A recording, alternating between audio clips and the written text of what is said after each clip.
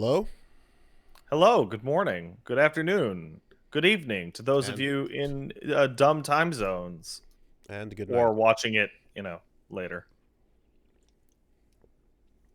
Yeah, there's a good night in What's there up? somewhere. Not too much, just putting it all together. Had had a little walk yesterday. Checked out some nice nature. Got a little Hmm. cold. Saw Did you took note. enjoy your nature? I did. Took note of what businesses were closing down, what was opening up. What was new and yeah, lots of shifts, lots of changes, lots of new and old things coming and going in the neighborhood. I had an interesting experience along those lines just a few days ago, where Paige and I ordered takeout steaks from a pretty good steakhouse Yeah. that was one of the just dead last restaurants to actually allow their shit to be taken out. Mm-hmm. It's been really funny watching these restaurants go, no, the prestige of sitting down and having Oh yeah. no takeout. And then it's like, well, do you want to have a restaurant or do you want to have a takeout restaurant? I've been doing takeout steaks for a while now. There's a couple places actually, and there's some options. What was funny to see was the places that are like the most legendary Montreal locations, like Schwartz, for example, Hmm. it is the premier smoked meat joint in Montreal. When anyone visits, that's where you're supposed to go, Head down and to Schwartz. they would always be above a delivery service on their food.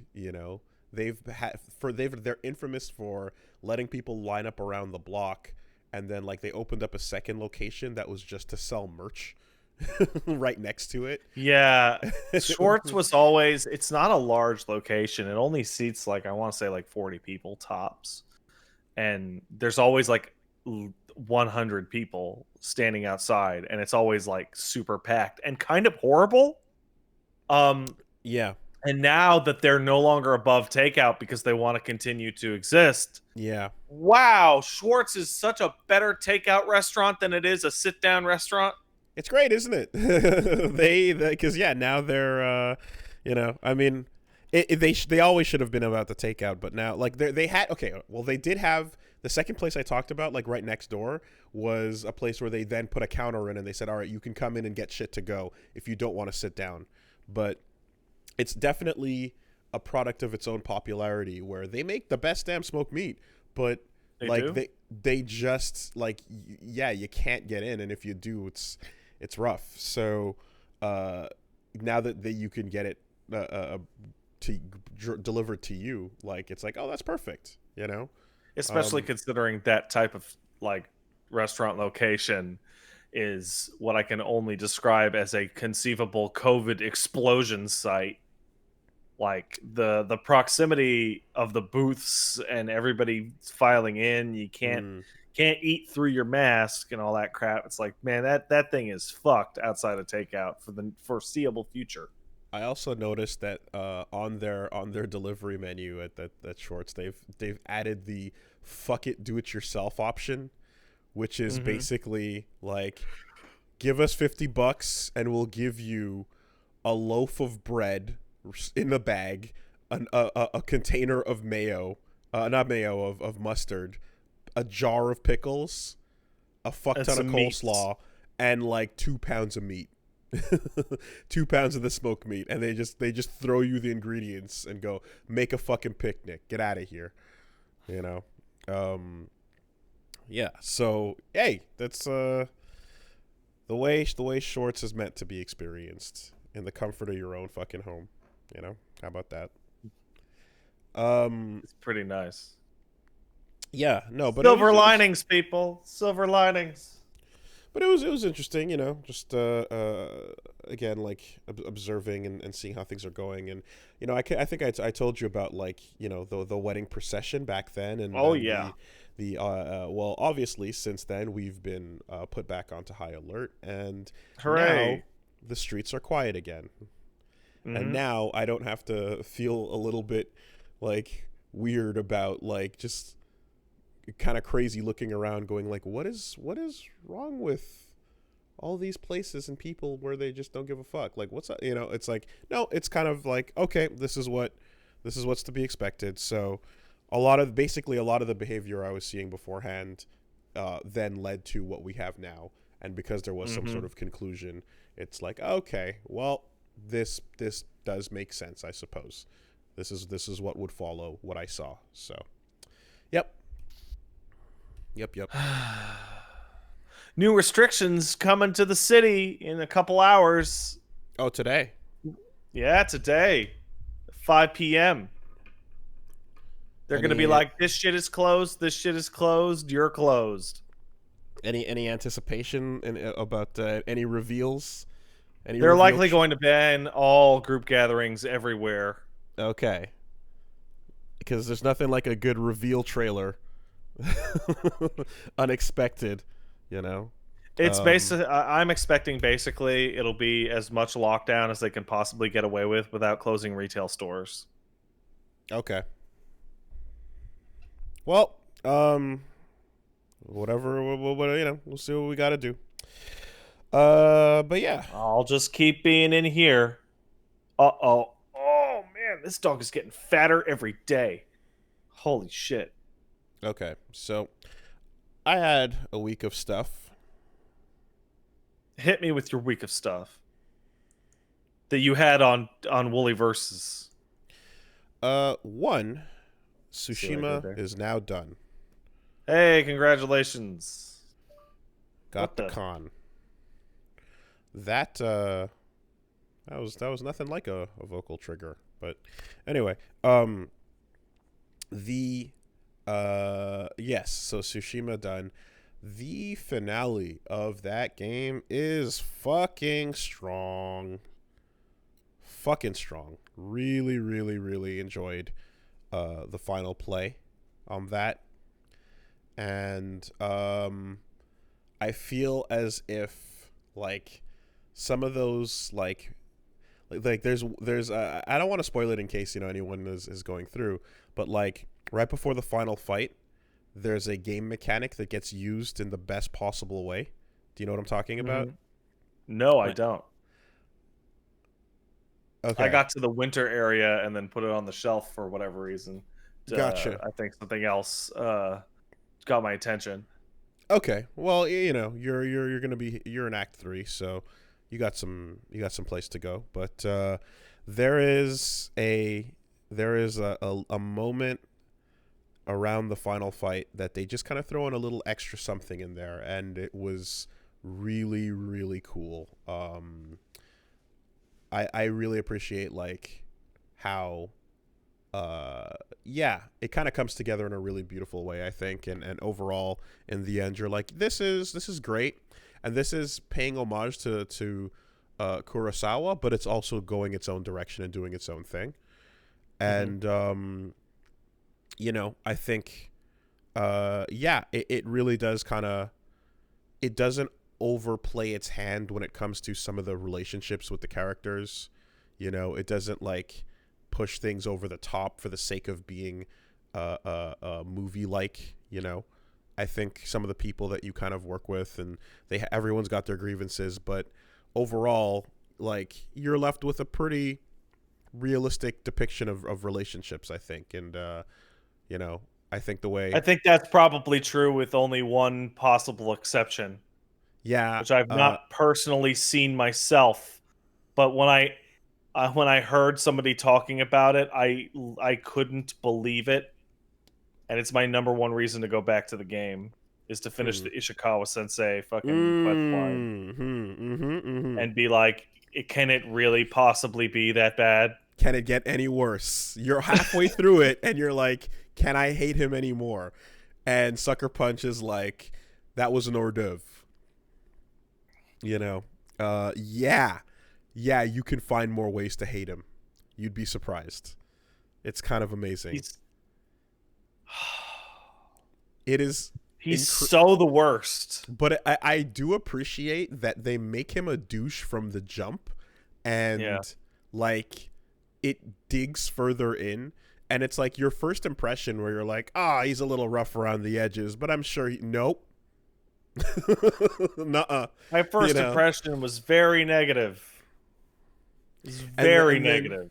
And then furthermore, they continue to bury him by every time you go for the first couple of legendary missions that you go on with the scroll painting stuff. There's at least 2 or 3 of them where they're like the best and most legendary, amazing archer in the world that's not Ishikawa is a cool badass, and you can get his stuff over here. And they tell you the tale of like these super archers that lived, and you basically frame the world of archery in Tsushima as one where Ishikawa kind of gets the mantle of best archer by being alive. By being alive in the right time. By being alive in the right time and tripping over your dick, you managed to land first place. Good job. You know, the legendary archers that were able to shoot electric ghost dogs are gone. And the legendary archers that will define like the Sengoku era are coming. But we're here. In the middle. And also just in historical context, once again, Mongols. Mm-hmm.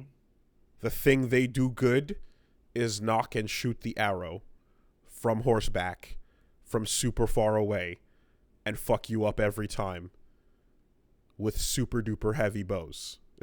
Like, it's just, this is what they are known for, you know? So, in any case, dosho, I say to Ishikawa. Dosho. We had a couple of moments of, oh no, Ishikawa has been jumped by, you know, a pack of Mongols that are all coming after him, and they're gonna be like surrounding him. Whatever will he do? And it's like, let's just see what happened. You know, why don't we just chill for a second, hide in a bush? And most of your buddies can actually handle themselves. In fact, I sat and watched Lady No Chill handle herself quite fine. Ishikawa, Norio does just fine as well. Oh, he does more than fine. He fucking crushes. But Ishikawa's the only little punk that can't get shit done until you crawl up behind him and start helping him out.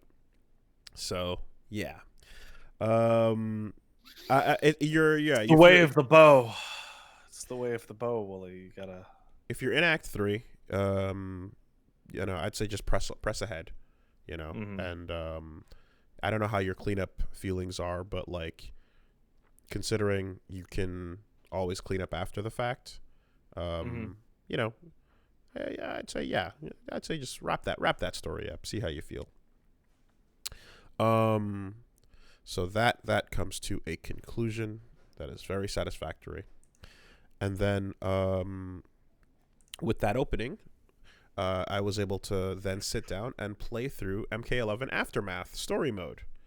Okay. To finally catch up on what happened. So, Shang Tsung shows up. That's what happened. Yes. And I'm gonna assume that's the like 95% of what matters. That is 100% of what matters. Yeah. Okay. It is in effect 100% of what matters. Everything else mattering is just a layer on top of that, you know, bedrock, if you would. Shang Tsung existing is the bedrock. And then from there, you're like, hey, look, it's Sindel, right? And then we get all kinds of fun things. So, you know, step 1 is Sindel shows up.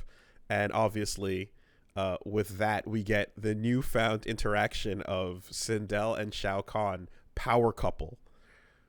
Where, like, Shao Kahn is like, wife, it is good to see you. Oh, seriously?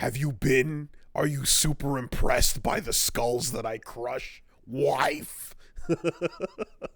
And it's pretty fun. It's pretty fun to watch them hanging out and just they're trying to do their best. I don't know. Maybe not. Maybe not. Not Jay-Z and Beyonce. Maybe not Ye and and Kim. I don't know. I don't know who. What But about Triple H and Stephanie McMahon? perhaps Triple H and Stephanie McMahon. That's a good one. That's a good one. Yep. There you go. Thank you. Um, and he definitely yells it, and she's super down. So that's a fun interaction. Of course. Oh, this dog smells. Yeah, he would. He should. Oh, pretty sure he just farted into my elbow. It traveled up the Gross. finger. You get to check out Fujin, who I don't know if you know much about Fujin. Why would you? But that's He's the the Raiden. wind god. He's got a ponytail. That's the Raiden brother. He showed up in MK Mythologies and then in MK4. And yeah, exactly. So he walks out, and then you're like, what's up with this? What's going on, Raiden's brother? What's your deal, and where have you been, and what's going on? And then guess what?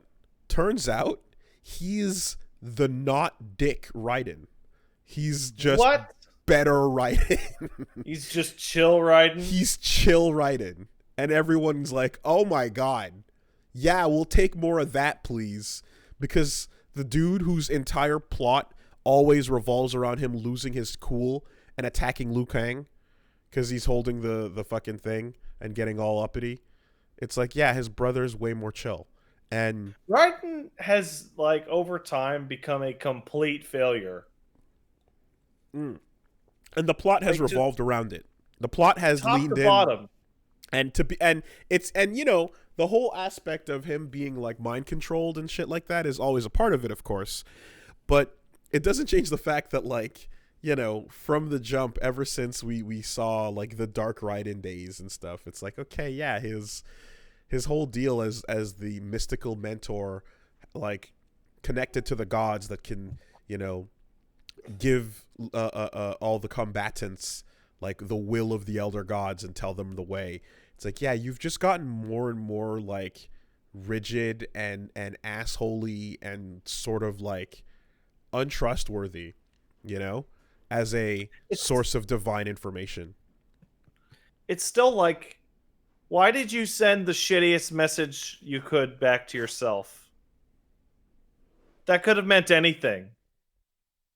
He must win. Like, you're stupid, Raiden. I mean, there's that, you know. But then there's the overall just like, I am the mentor here, right? This is me teaching you. But then power levels get called into question. And there are times when you are not the strongest person in the room, Raiden. And also you've made mistakes and you've been tricked and you've been proven to be just as gullible as everyone else. But you still demand all the authority of a mentor. Remember when all the shadow dudes were have just changed. pushing his shoulders around in that little circle? yeah, just giving him shoves. Like, Just that's giving him Raiden's whole life now. From West Outworld, born and raised, like just getting fresh princed around in a little circle.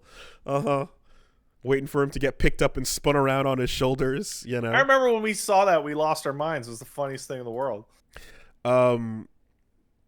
Yeah, it is a sorry state of affairs, made even worse by the fact that his brother shows up and he's cooler, he's chiller, and like, hey, man. He even has you know, a moment of like, you know, breaking it down for Jax and just being like, hey dude, I get it, I understand. I remember when I was a kid and like Raiden was a huge douche to me too, and it sucked, so I can feel what you're feeling. But you're the god of the wind. Why would Raiden be a huge douche to you? They had a whole thing. They had like, you know, they have a whole thing with their relationship, but in the end, Fujin is just way better overall, and yeah, everybody should be like, where's Fujin whenever he's not on screen. I would like to also note, as I have to, that there has never, and I mean like not even second place, not even remotely close, ever been a character as universally diarrheaed upon as Kotal Khan in any fighting game plot. That is a definitive statement. It's the most. I was waiting to see how bad it would be, and we have hard confirmed, as of Aftermath, that no one gets it anywhere near as disrespectfully and as badly as he does. Because other people lose fights, and he loses fights, but he's the only one that also not only loses fights, but he gets shit talked about him when he's not on screen by other characters. And, like, he gets shown to be, like, extra incapacitated when he's in his little healing tube. And everyone's like, dude, get the fuck out. We got to heal more important characters than you. And are you serious? He's just, like, he can't get an ounce of respect, you know, like, from the fucking being pilloried up to getting just shit talked off screen. And then, you know, losing the fight that a bunch of other characters fight, and clearly, you know, there's dire consequences. But in his case, they camera big zoom in on, look at how rough Kotal gets it. You know, the back break was the one thing back in the old game, and then the first part of Aftermath is everyone talking about how fucking broken his back is. Okay. And then the second... I was there for the jobbing in 10. X, and I was there for the jobbing in 11 with his back broke. But the fact they're, like, making fun of him in his tube... And now we're at a point where it's just like, you know, he flops out of the tube and he still tries to fight with dignity, but he's all weak and drunk, so he can't. So he flops over and gets wrecked. Well, then what's the point of him bringing him out of the tube? Because they had to put Sindel in the tube.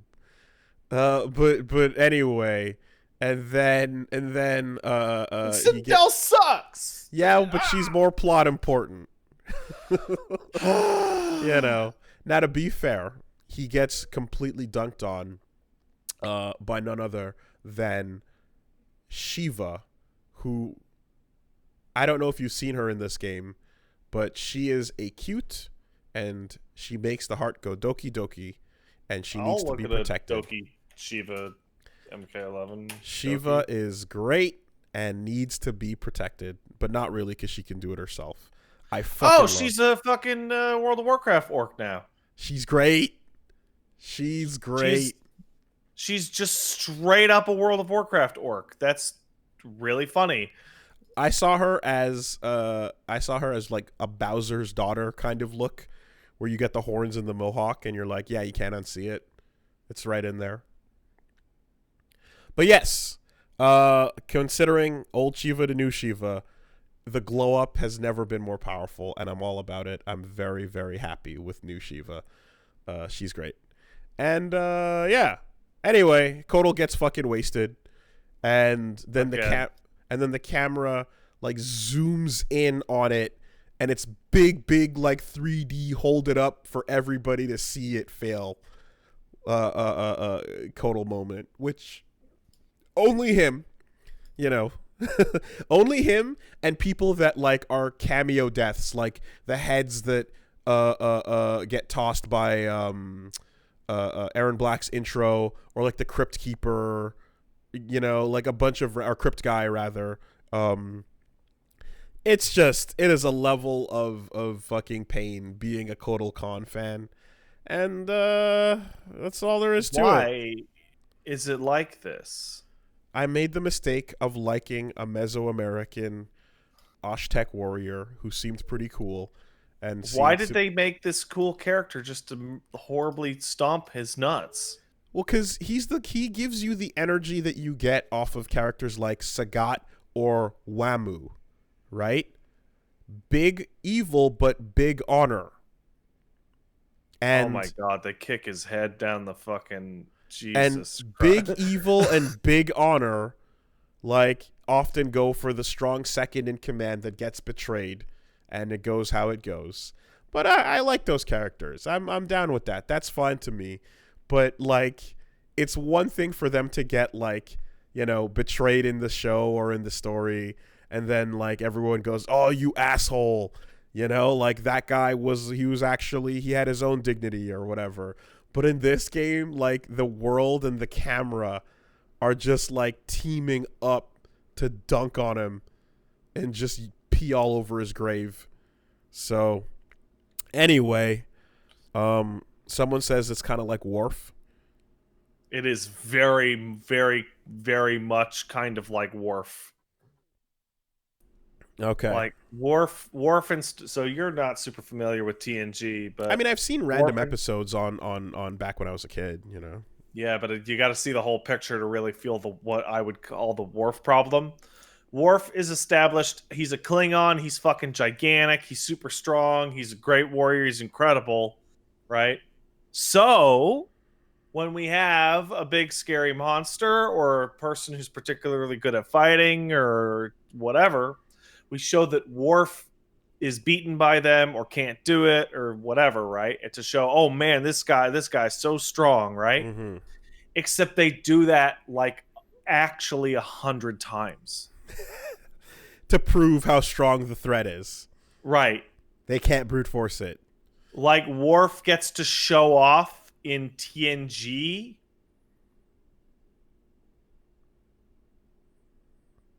I want to say like 4 times ever. Wow. Okay. Like okay. ever. And twice are in 1 episode. He exists to be a He exists measure, a job. a measure of physical power to show that the threat cannot be surmounted by just beefing it. And on top of that, he has a problem named Data, which is Data the robot. He's the smartest guy on the ship, right? Yeah, Data's great. Data is orders of magnitudes stronger than Worf. And can do all sorts of crazy robot shit. Okay. So you have these scenes where Worf is now being shown to like job to the robot because oh my god, like look how fucking strong Data is. But if Data's so fucking strong and he's smart, well, what the fuck is the point of Worf? Yeah, okay. So you've designed a heavy to be big and beefy, like a Nappa, and then an android shows up and it's like, well, I'm a robot. I have robot strength, so I'm also sending you a video right now, which you don't have to watch. You just have to note the timestamp. Okay. And it's a 15-minute montage of every suggestion Worf has ever made on the bridge getting shot down. Oh, okay. Because they're explorers and they're like, hey, guys, hey, look at that probe. That probe's scanning us. What should we do? We should shoot it, Captain. No, Worf. Fucking so the always. Worf problem is not Worf's fault. No. Okay. And so then he comes on to DS9 and they're like, okay, well, we're not going to do that shit again. Okay. Right? Well, but the Kotal problem is partially Kotal's fault because there's a couple times where he picks fights he shouldn't be picking. Yeah. But then there's the times when he's totally like, no, that's fair. That's the time to go for it, especially when he's got Jade, right? Yeah. And I don't know if you remember Jade, but Jade was hot. She's great. Jade's great. And you know why he's got Jade? Because he's green. Yeah. Totally. That's the total actual reason, and I will fight anyone that says otherwise. That's correct. and Jade and Kotal are a power couple too. I suppose. Power bottom couple. I mean, listen, they do their best, and I just feel Jade's cool. But at the end of the day, the world itself has something out for Kotal, and they make it known. I feel like if there was a cutting room floor of like outtakes, it would have been him stubbing his toe and, you know, like getting his breakfast pushed in his face, or just, you know, like it just having that awkward trip, like on the step going into your kitchen, and he takes that awkward fall and hits his temple on the corner of a sharp table. You know how Tekken treats Lee, or how Street Fighter treats Dan? Yeah. It's kind of like that, but it's not a joke in this case. There's it's just no humor to it. There's no humor to it at all. You know? At least Nikali has the decency to show up and get punched and then call it a day. Right? They don't continue to shit on him off screen. He basically disappears from Street Fighter after Ryu throws that one fireball at him. Essentially, he punches him. He punches him. It's not just a fireball. That would be really bad if it was, but it wasn't. Here's the one fireball. Okay, but actually, then like it does bear worth. It is absolutely worth noting that like Shang Tsung fucking kills it. He's super great in Aftermath and easily the best part. Like steals the show with his performance, and yeah, the fact that they went through the trouble to like go back and get, you know, all the movie references in there and get the actor and everything like that. Like it pays off really nicely. And that dude's the best part of that movie. They do a great job, like bringing he's the best part of the movie, and then so that when they bring him into this, he's the best part of this too. You know, does he say the line? He says all of them. Yeah. Yeah. He says every single one of the lines, like nonstop. He can't stop saying them.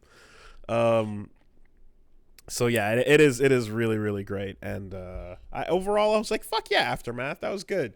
The only thing I was a bit, you know, disappointed with was I was sitting there with Reggie waiting to see the portal open and just see and hear the zzz, dish, dish, dish, da, da, da, da, da, da, da, da, da.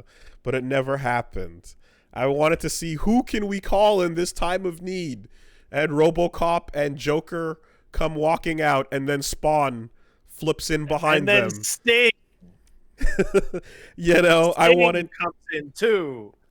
I wanted to see them all standing there ready to defend against Chronica, but we never got there. Yeah, I imagine the rights holders are like, no, we're not doing that. Portal out of the ground. Arnold has the thumb up, and he reverses his way out of the portal. He goes, I am here too. No, they have no role whatsoever, you know. So, oh well. And here's the bit, right? I get it. That's some goofy shit. But to that I say, look at Tekken. They got Akuma in there canonically, and it was great. Probably the weirdest thing I've seen a crossover do in a fighting game is that, yeah, Akuma's just here the whole time. But it's weird in a way that you have to respect its balls, because they basically went, no, this is a guest character, but we're committing to his importance. Yeah, it's like Street Fighter and Tekken, they're just happening side to side. Like, the Street Fighter characters just aren't interested in the King of Iron Fist tournament. Yeah, that city is over there doing its own thing. We don't care about the Devil Gene. We've got the Satsui no Hado to worry about. We got our own magic evil crap to deal with. Yeah, it's kind of like how, like, in the Street Fighter world, like, as long as you're an adult, you're dealing with adult problems. But if you happen to be in high school, then the rival school story is happening. Yeah, your principal's like a lightsaber ninja monster. It's like... Or fucking Grappler Becky's dad, and you've just got to deal with that. But once you get out of high school, then you're like, oh yeah, Street Fighter, let's just go do that. Oh, yeah, okay. Or Final Fight if you live in New York. Or Final Fight if you live in Metro City. Yeah. All of these worlds just hanging out, and it's like, where are you? That's your problems. And like, you do have to wonder if, like, anytime one of the bad guys gets to global catastrophe level power-up threat, if, like, everyone just kind of looks up and sees the skies darkening, and then, like, they're just like, oh, yeah, no, but that's a high school problem. Those kids got it. It's fine. Yeah. No, hey, youth will handle it. Kids today, they're all right. You know, if it's not a my world problem, or if it's not a my city problem, then it's fine. Then Kazuya turns to Ryu and he goes, "All right, so we gonna go fuck up Wolverine or not?" He's like, "I don't know."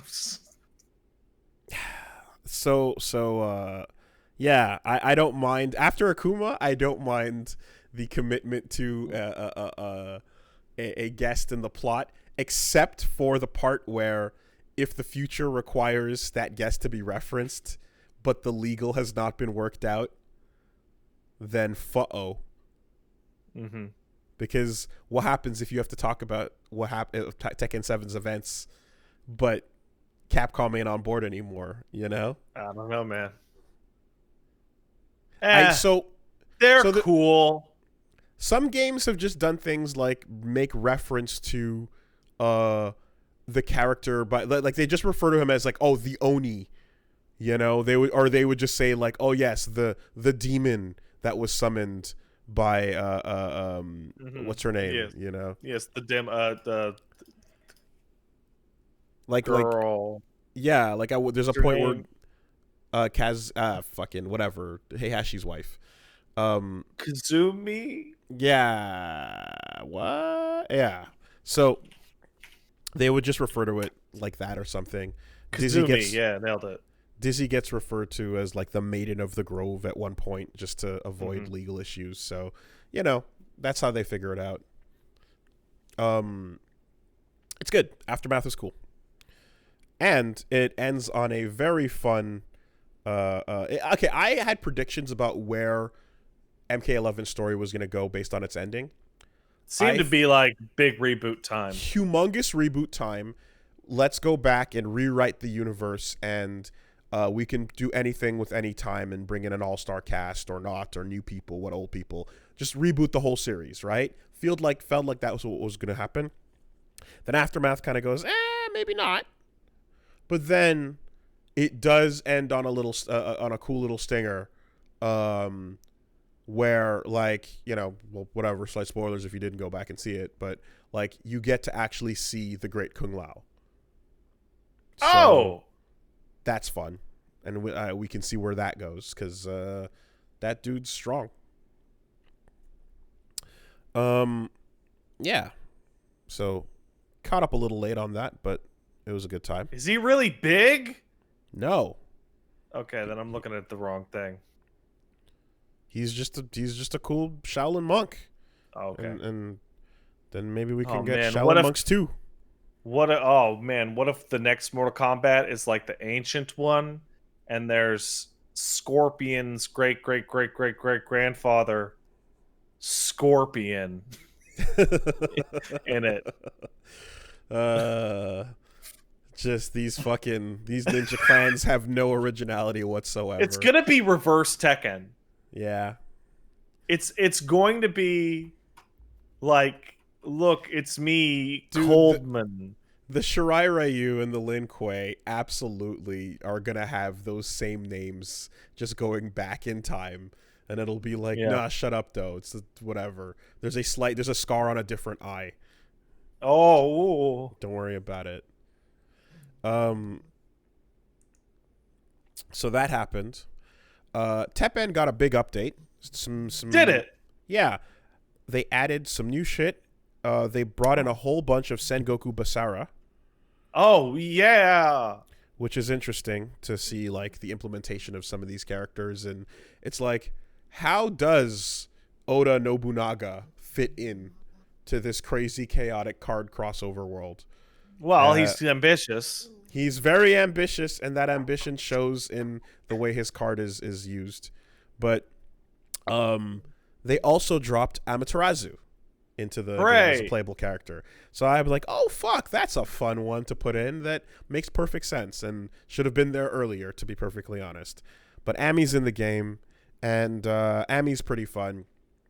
I've been playing like an Amaterasu deck that's got a lot of like self-referencing cards in a way, like a lot of like you're a sun god, you can heal and attack at the same time, and like there's some cool abilities in there where, let's say you're playing a black deck which is all about like death and resurrection, You know, like Right. Wesker, for example, will be like, oh, I'll eat one of my own cards and then resurrect it or shit like that.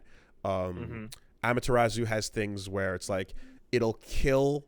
It has like a super that'll kill whatever cards and make sure that they can never be resurrected again. Like it's Oh a no. purifying kill of evil. No. So anything with revenge, anything that's gonna like be resurrected from the dead can just be outright snuffed, which means like you got some hard counters to some bullshit decks if you can set up the play, you know. So that's pretty cool. I like the fact that you can. Well, again, everything sort of has a hard counter to it, but yeah. And then of course with the art style of Teppen, Amaterasu existing in that form is very beautiful. I can imagine. Yeah.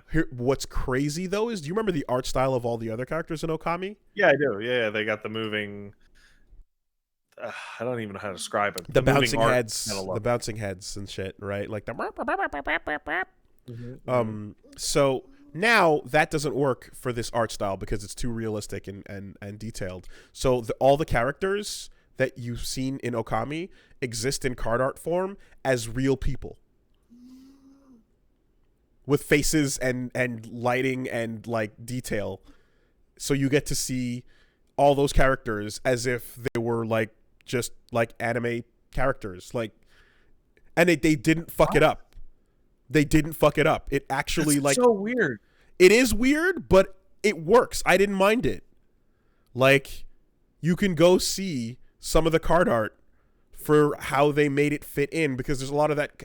Because Morrigan and Dante are hanging out next to these people, and so they kind of have to figure out a way to make it like, what are you? Are you a little Pokemon character? Like, you know? And it's like, no, they're people. So you get to see what they look like in that form. And yeah, at first I thought it definitely is weird. You don't expect it, but it's beautiful art. You're getting to see the Dante like guy with the Tengu mask. Wow, he looks. Yeah, that is a realistic version of what he would look like. I forgot the rival with the what's his name with the feather ears. Yeah, that's what I'm talking about. Okay, so yeah, you can see like a portrait of him, for example. Where you're just like, yeah, you looked like a Bishi. That's about right. You were a golden locked, beautiful creature that would stand there with your sword. Waka. Nobunaga just fight with a fucking shotgun. Nobunaga does what he wants, and Hideyoshi's in there, and all the rest of the Sengokus, you know. But yeah, it's kind of weird to go and see Okami characters like depicted in this art style change. On blob form. Yeah. But again, it wasn't bad. Like I was kind of worried we'd be seeing American Naruto cover. If you've seen that, like American, you know, chub face Naruto, and that's not what we got. We didn't get that. So yeah, the art in Teppen continues to be very beautiful. New character, lots of fun there. I'm going to keep it extremely brief, but I started 13 Sentinels, and so far it's a perfect video game. It's good. It's a perfect video game so far. It's pretty good. Yeah. That's it. Did you beat the prologue? No, I'm midway through it. Okay, so you understand what I was talking about last week about just, hey, you want 100 threads? Yep. Everything starts. So far, so good. Incredible. And, you know, that's going down. And, you know, crosstalk is being stomped out to a complete non-existent factor. And, yeah. I'm chipping away at it. There's a lot. Like, me and Reggie walked away from that, like, crazy excited and going, like, I can't wait for the next session. Because you're just thinking about it for the next couple days, like, where's it going, how's it going, what's happening. Yeah, that's it. That's all I want to say. Not a single thing to complain about. Not a single flaw. So far, a fucking perfect game. Excellent video game. Got to revisit. I talked about the old Marvel games, Marvel Superheroes and Children of the Atom. Good times. Those came out as well. On Get Into Fighting Games. Which, yeah, should be going up on Wooly Versus sometime shortly. And if you happen to be a fan of ye old Botchamania, check out the latest episode of it. You might catch a little woolly in the wild. Yeah. You're reading stories? Reading stories. Catching some Jericho vibes, letting the people know what's going on. That's a weird story that you read. The good times, man. Yeah. Shout outs to Matthew and Botchamania. It's great. So fun to just like, to see the power of that show continuing, and it's like there is nothing like his sense of humor, because like everyone knows Matthew and his sense of humor through his editing. Yeah. His editing is his delivery. That's a skill. And I respect it. So tons of fun. So yeah, all of that leads to a whole new schedule coming to Wooly Versus. Starting some new games, and obviously includes 13 Sentinels. 13 Sentinels is now started. Halo ODST is now started, but there are more new LPs to start. And this week will be a week of new shit. Lots of more new shit. More new shit. Much more new shit. So, yeah. How much more new can you get? New across the board, baby. Whole thing. So everybody, please, look forward to this week. We're going to be starting new things everywhere, and I got some fun picks. I think some things that'll be cool. Tell me what the new shit is in the Discord. I want to know what the new shit is. And there's a bunch of shit. There's a slight convoluted nature to the plan. So, I will. Okay, hold on. Just tell me what the new shit is in the Discord. Okay. Well, I want to know what it is. Yeah. It's gonna be 1 second. I get to whine and throw my baby tantrum so that I can know things. That's how it works. That's how I go up to Video Game Man on the street and I go, tell me secrets. If you don't tell me a secret, I will start to cry. Okay, I'm gonna select a bunch of these.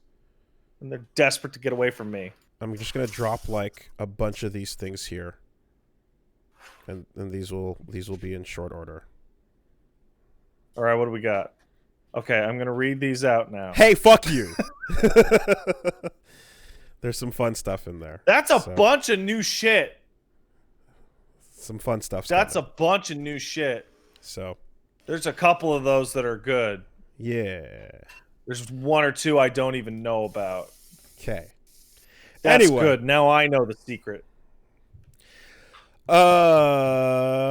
So that's pretty much me, and that's pretty much Wooly Versus. Tune in, twitch.tv/Wooly Versus.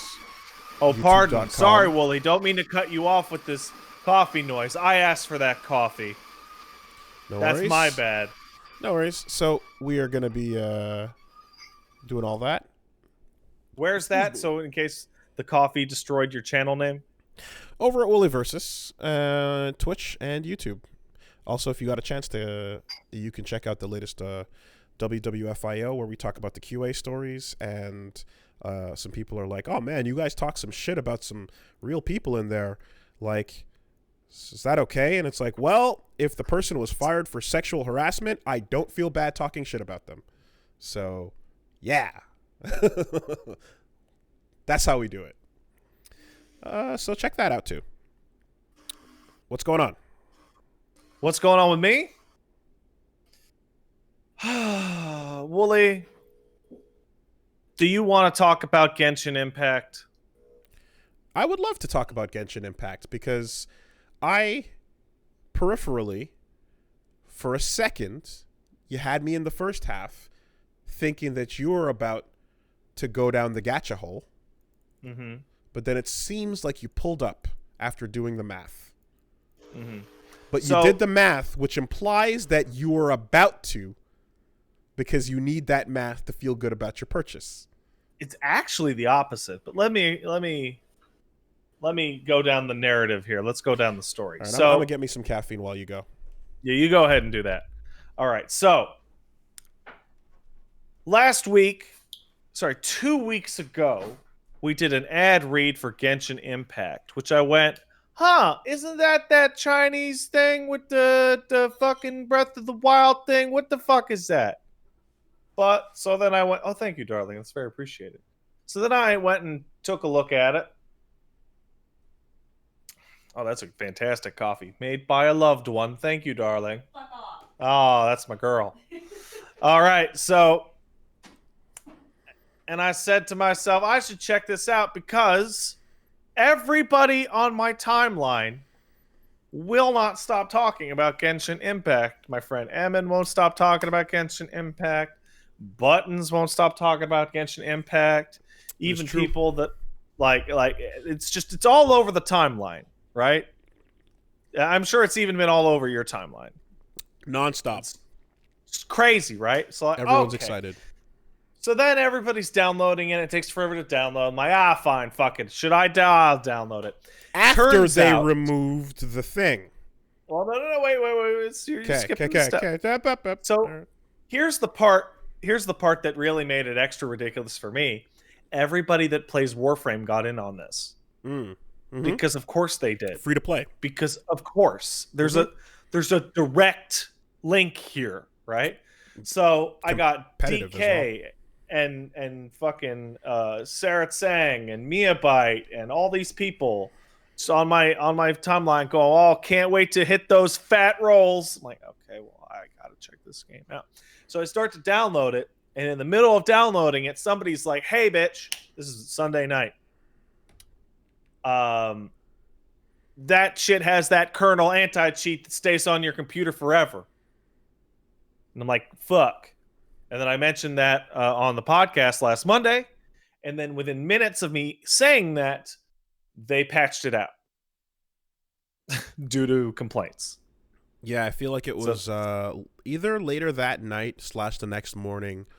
I started seeing news of the patch to remove. So what happened was they announced it like Monday morning and said in the patch Tuesday we'll patch it out, and then they just patched it out at like 5 p.m. early, like super early.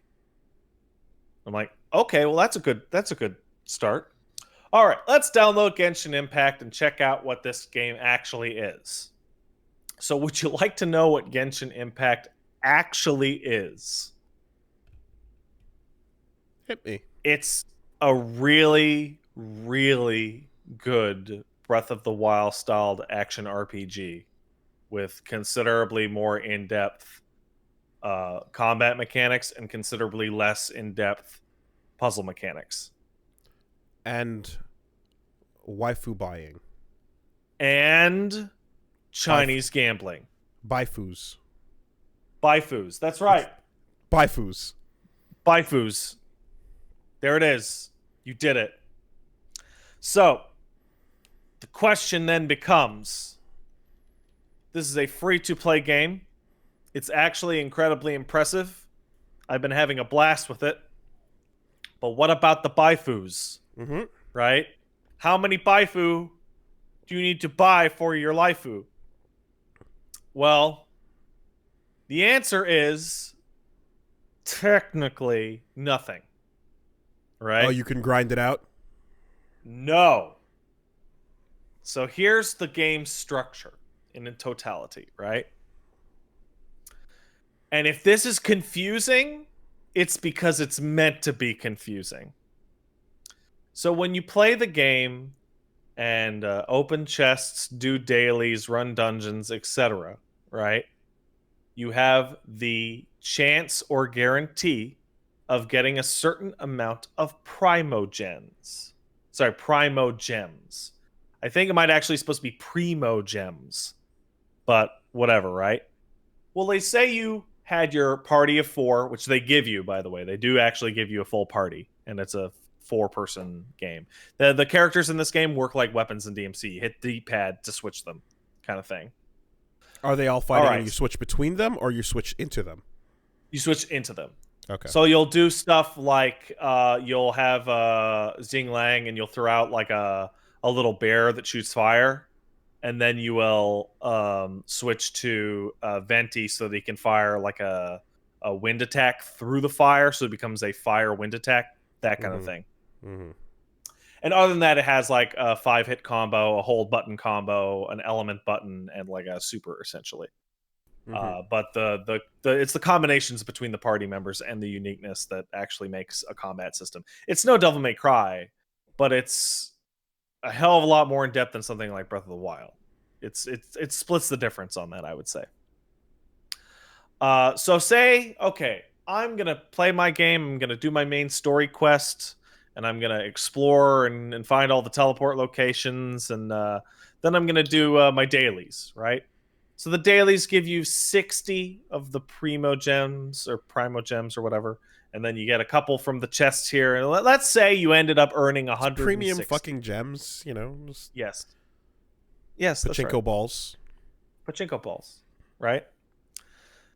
So let's say you earned 160 of those. Well, if you take 160 of those primo gems to the shop, you can roll a banner. Now, what does that mean? Well, there are a couple banners.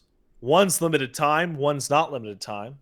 And if you roll on that banner, you can get a weapon or a character. And you can get a 4 or 5 star of each. Well, the 4-star items have about a 10% chance of dropping. And the 5-star characters and items have a 0.6% chance of dropping. And everything else you're getting is 3 and below. There are no 3-star characters. Oh, okay. All right. So then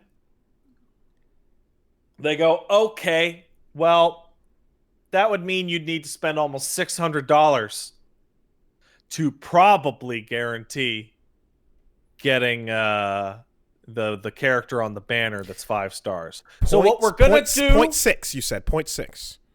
0.6. Okay. So what we're gonna do is we're gonna introduce what is colloquially known in the gachas, as I've been learning talking to people, the pity. The way that gacha people talk about this shit is so poisonous, it hurts. But don't worry, we're going to work on the pity. All right. So what is the pity? The pity is every 10 rolls, you're guaranteed a 4-star something. Okay. That sounds about right. Every 90, you're guaranteed a 5-star something. And if you're rolling on the banner that doesn't have 5-star weapons, that means you'll get the character. What this means, and here's where it gets really fun, Willie, is that say you didn't earn your 160 primo gems. Say you wanted to buy 160 primo gems, right? Which is equal to 1 roll or 1 pull, right? How much do you think 1 pull costs? Well, can you buy it with straight funds then? No. You buy Genesis crystals. The in-between currency. Which turn into primo gems at a 1-to-1 rate. Yep. And what kind of discounts are on the purchase of Genesis crystals at high numbers? If you buy the biggest Genesis crystal, which is 6,480 crystals. How? Oh, man. You can get 1,600 extra crystals. Okay. So let's do some quick of a giant pile of them. No, it's not even. It's actually just a picture of the regular thing with a bigger number. So let's just say that totals out to 8,080 crystals, right? Now you divide that by 160, you get how many rolls? You get 50 rolls. So when I go to YouTube and I look at a YouTuber I've been following called Demon Kim, who puts up a YouTube video that says just a quick 50 roll. That's actually him spending the highest amount of cash conceivable and just blowing it out instantly. Mm-hmm. Now, here's the question, Wooly, for you. What do you think a quick 50 costs? If you're getting all of those Genesis crystals, they're probably bundling them up at like low amount bought, probably like $5, then somewhere like 20, and then like I guess like $49.99, $59.99 for like the fuck ton of crystals. So you think it's $50 for 50 rolls? $49.99. All right. It's 139 Canadian. Okay. Well, Each roll. get that money. Hold on, let's take a look. Each roll. Yeah. That's fair. 140 divided That's by fair. 50. Each roll costs $2.80. Okay. Yeah. Secure the bag, Genshin Impact. You do it. That sounds totally reasonable. So here's the thing, and this is where it gets really, really, really weird. Genshin Impact does do a couple of, like, first of all, I'm just gonna like let's put it aside, Wooly. The game's really good. Mm-hmm. Like, if you want to play the game Mm-hmm. and actually even spend no money, it's actually a really fantastic game. I'm super impressed. I just want to talk about the gambling. The gambling on this, the one thing that they did really smart, which is in Grand Blue and Fate and Fire Emblem Heroes and all these things, when you're rolling for your SSRs or whatever the fuck it is, you are essentially rolling for a JPEG, right? Mm-hmm. The JPEG, the card has stats, right? Mm-hmm. But it's a JPEG. When you are rolling for your Buyfus in Genshin, they're fully 3D modeled, like, character action RPG characters With movesets, that and you play as them. have movesets and various differentiations and passive skills and a bunch of really good idle animations and etc. Right? So the smart thing is that, like, okay, these are obviously more, but then they got to go, hey, look, it's a fail. Wow, it's pretty, right? I know other gacha games have gameplay, guys, but they're still mainly just pictures. They're not 3D models. Moving on. I went and took a look at some of the other gacha rates. This one is the worst one. 0.6 is the lowest rarity rate I've ever heard, I think. Wooly, it's worse than 0.6. Because if you're going on the standard banner, that 0.6 for a character is actually 0.3 because you could get a 5-star weapon instead. If there's two to choose from, you'll get one of the two. Okay. So it's actually 0.3. That's why when people roll, they tell you to only roll on the limited banner because the limited banner has 50% chance of any 5-star character and 50% chance of the character on the banner. Right? So here's where it gets even weirder. The gacha money part is probably the worst that exists. It might be the actual worst that I am personally have ever even encountered or heard about. Now, again, you're talking Canadian prices. Yeah, I'm talking Canadian prices. In the US, I believe it's $100 for the 50 rolls. But, you know, Canada, right?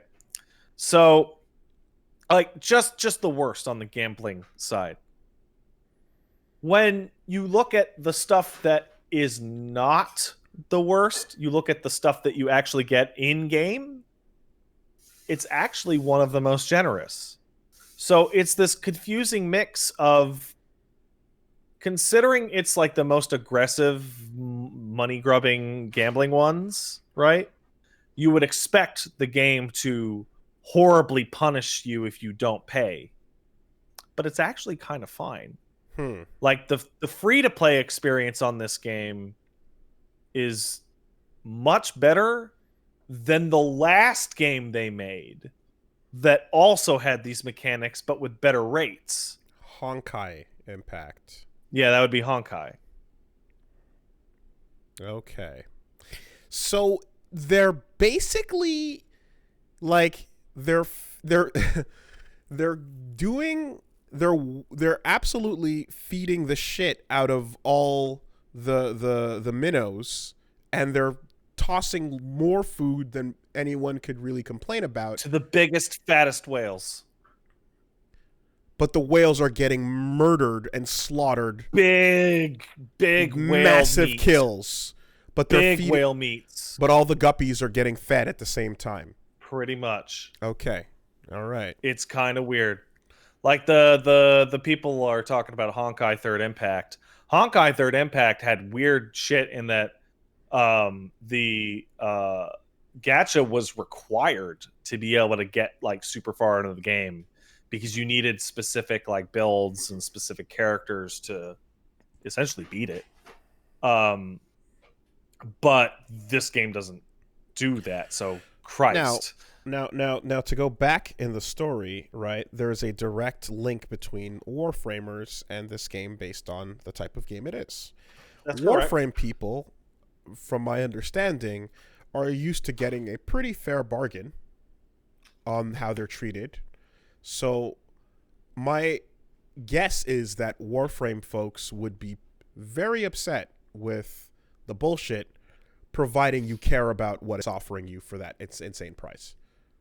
Well, here's the thing. Warframe people and Warframe YouTubers and Warframe content creators tend to buy the Prime frames when they come out so that they can cover them. And the Prime frames when they come out are like, Christ, what's the Prime right now? Was it an Aros? Because I guess Yeah, right now it's Inaros. And if you want to buy Inaros in the Prime thing, that's $145. MMO players are not rational actors, Wooly. They're not. All right. You know what? Thank you. I'm sorry. It's okay. So all yeah, right, all right. like okay, got it. If you're a Warframe player that every 2 to 3 months you spend $150 on the Prime accessories, the Prime frame, etc., right? There's an obvious corollary here to playing a free-to-play gacha game where you kick in $50 a month to go, haha. Mm-hmm. So that's all the gacha shit, right?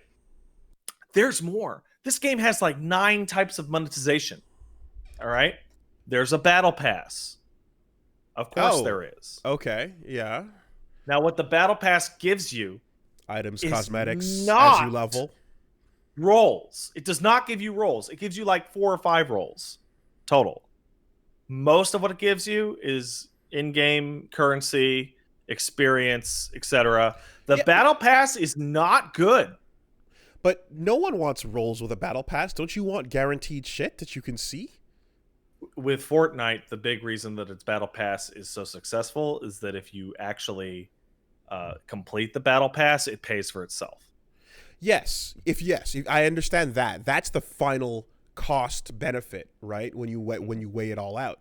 But what I mean is, though, isn't the entire thing to be like, not a roll, here is a guaranteed rare thing. Here's another guaranteed rare thing. You'll get a guaranteed rare weapon, no characters.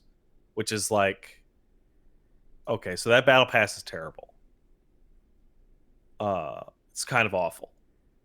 And I ran the math on the battle pass. Holy shit, do you have to play that game? So with the battle pass, you have to play that game twice a day to max it out, because there are battle pass dailies that give you experience for it that can't be completed in one sitting. Does it pay for itself?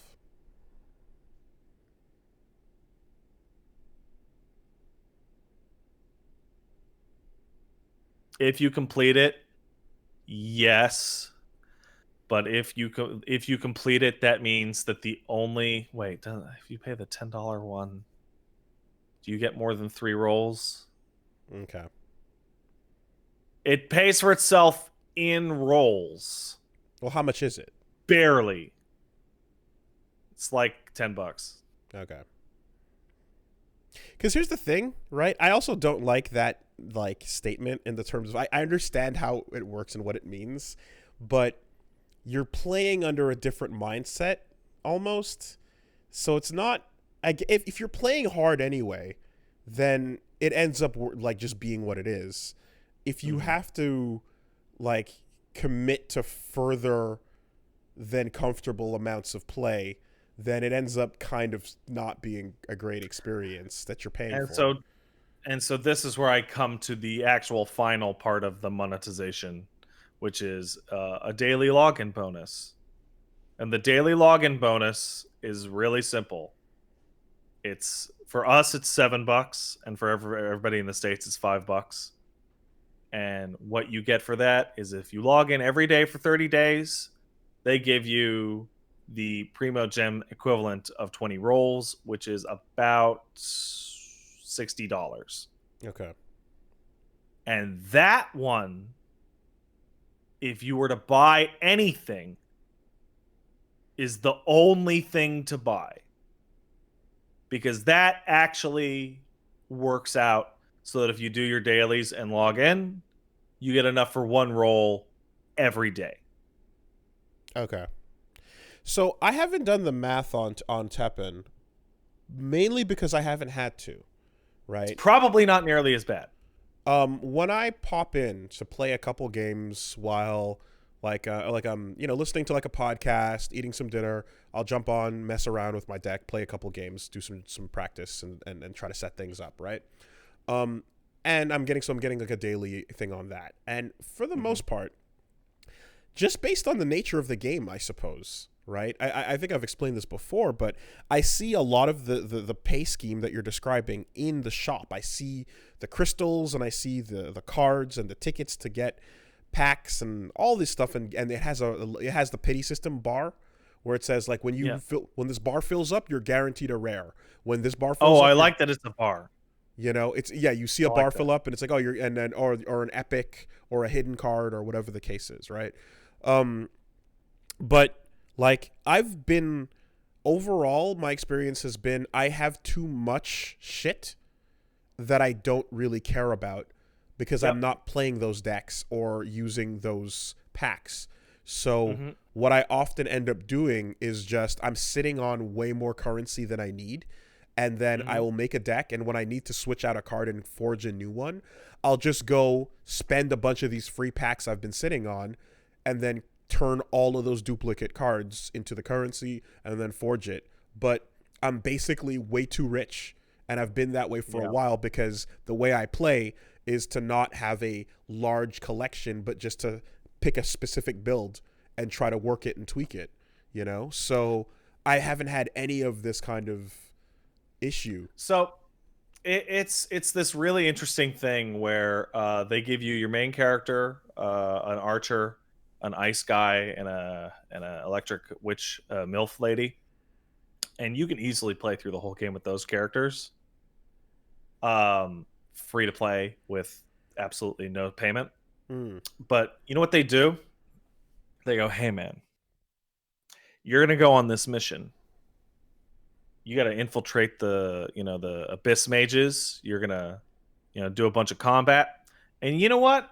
For this mission, you get to play as Dialog, the guy who looks like redheaded Dante and has a giant greatsword and combos, and is probably the best character in the game right now. You can just play as him for this mission for free. And then you play him and you're like, fuck, Dialog's busted. Holy shit. And he's cool. And then you hang out with them in the story and your character and other characters like, man, Dialog, you're so cool. I wish I could play as you, Dialog. God, And it's all PvE, right? It is all PVE, which is one of the when I was doing my gacha research. I would call it a sampling of gacha research. PvP gachas are like an infinity nightmare worse because you're being directly squared up against the whales in battles, which is horrible. Genshin Impact's nightmare is not that. Genshin Impact's nightmare is my timeline scrolling down and seeing, oh, cool, I got a gene on my first pull. Or, oh, man, Fixel's really cool. Oh, I love this character from my friends. Okay. And I go, damn, I want a Fixel. And like, is there any, like, so is there any, like, is there enough, I guess, playable characters offered that, like, you and the version of the game you're playing is effectively, like, different from other people's? And you know what I mean? Like yeah. Like, so the basic reality is that there's a tier list and that there is characters run the gamut of all sorts of quality. The characters they give you are good enough, but they're not the best by any means. The 5-star characters are all busted. They're all busted as shit. The 4-star characters run from excellent to okay. Okay. So if you ended up with multiple 5-star characters, you're going to have certain fucking instances are going to be jokes. So, for example, when I did my demonstration of bad gacha for my chat to show them the perils of gambling,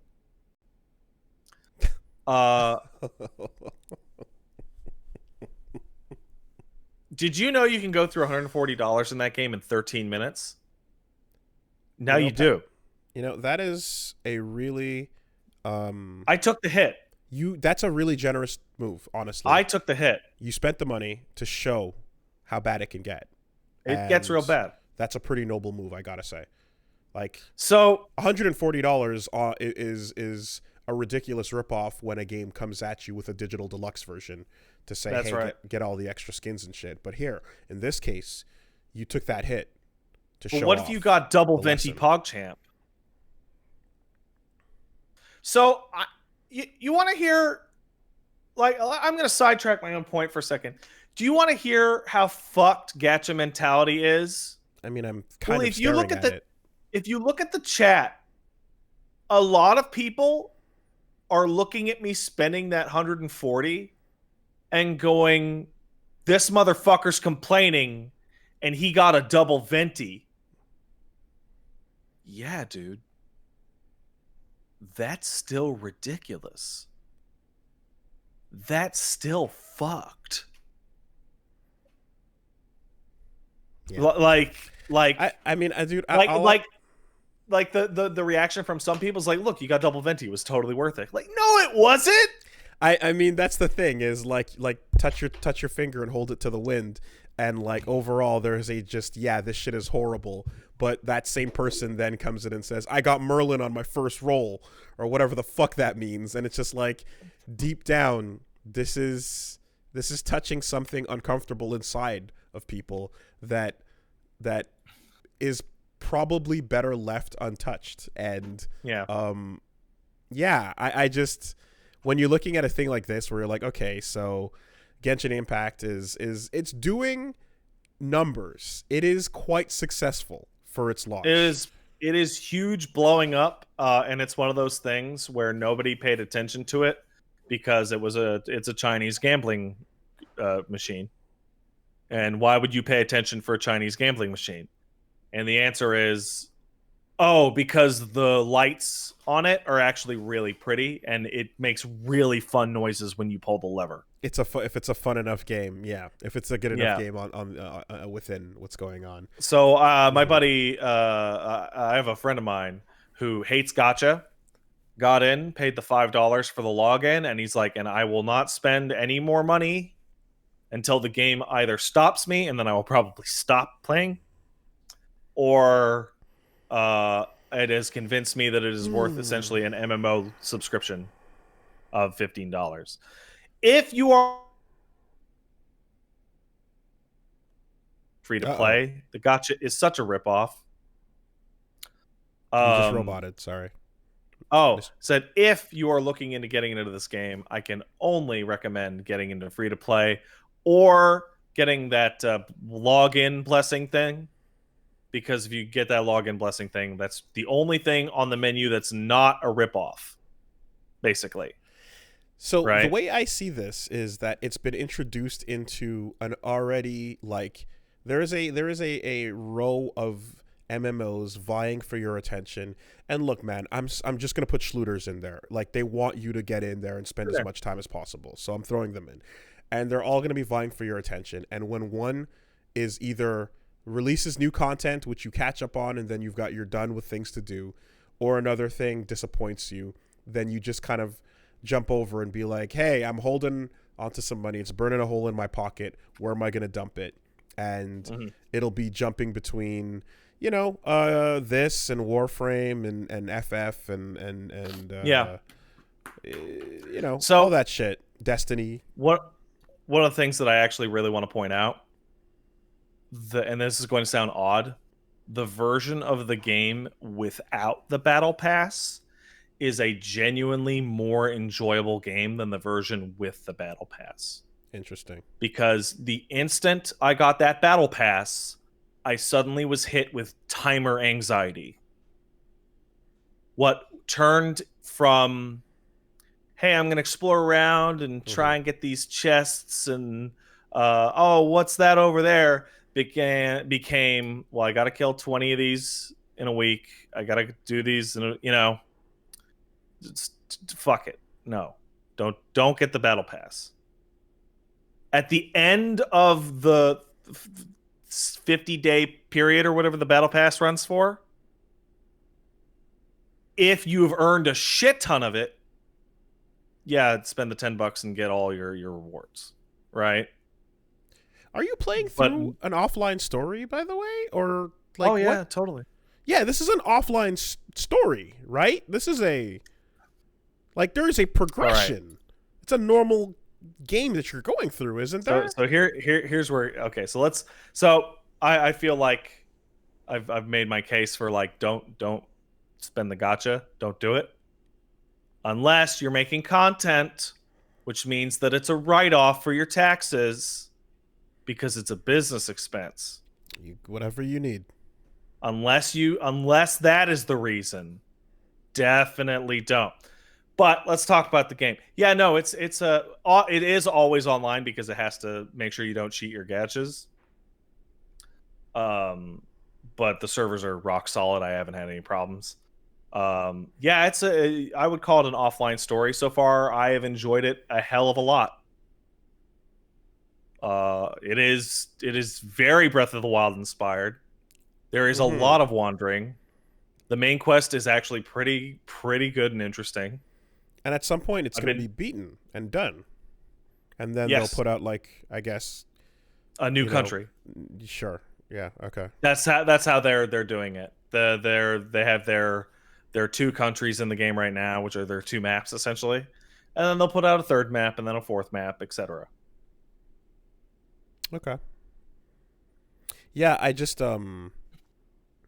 it's hard to also in some cases, right? Sometimes the gameplay is you're in an online environment like Destiny. You're picking missions to go on, but you're otherwise kind of running into other people and sort of missions are kind of popping up in this big map kind of way. And then there's games where it's a much more single player narrative experience, which I got that impression from this. Except the back end is all gacha. No, it's a single player narrative experience along with an exploration experience, and then your end game is essentially running Bloody Palace. Okay. And it also has co-op. Cool. Okay. Yeah, I mean, this is something that when I do take a peek at it, I fully intend to just test out whatever it's got going without the getting into any of the rules or any of that shit. Yeah. Because that's kind of how I would want to play it if I were to get into it, you know? So, I would like to talk about other weird things about the game. Because it's Chinese. And I've discovered China jank. And holy shit, is it a weird variation of jank. It is a new form that I've not encountered. I've encountered some China jank. All right. There's a couple of games. There's the God, what's it called? There's a mecha fighting game that has a little bit in it. There's that Heterotopius kind of like Ruiner style top down view game I played that has a little bit of it as well. It is in a lot of cases it's really interesting because there will be a lot of moments I find that are like things are working, but or there'll be like a moment where like there's a particularly beautiful piece of animation and you do kind of go like, have I seen that before? I might have seen that before. And that feeling of I think I've seen that before happens a lot. Genshin's rife to the gills with that. There's a million characters that are just like, is that supposed to be? Yes. The android maid that uses a great sword that shares a suspicious amount of 2B's animations and also has white hair. Yes, that is a Chinese homage to 2B. The light-haired, blue jacket-wearing, devil-armed katana user coming in a couple months.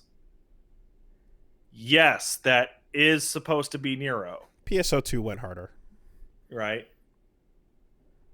I'm going to kiss this dog. Mwah. All right. Also, hey, well, you know how you would have like a friend code or something like that?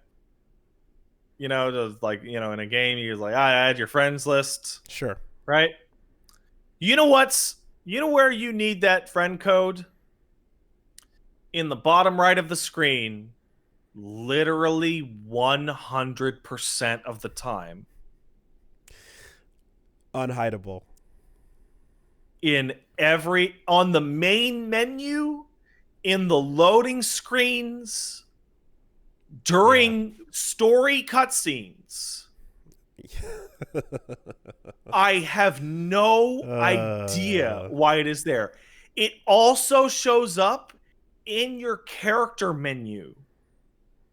Underneath you name your custom character. It's underneath your character's portrait. Because we live in a social world and people are sharing their footage and screenshots all the time. Yeah.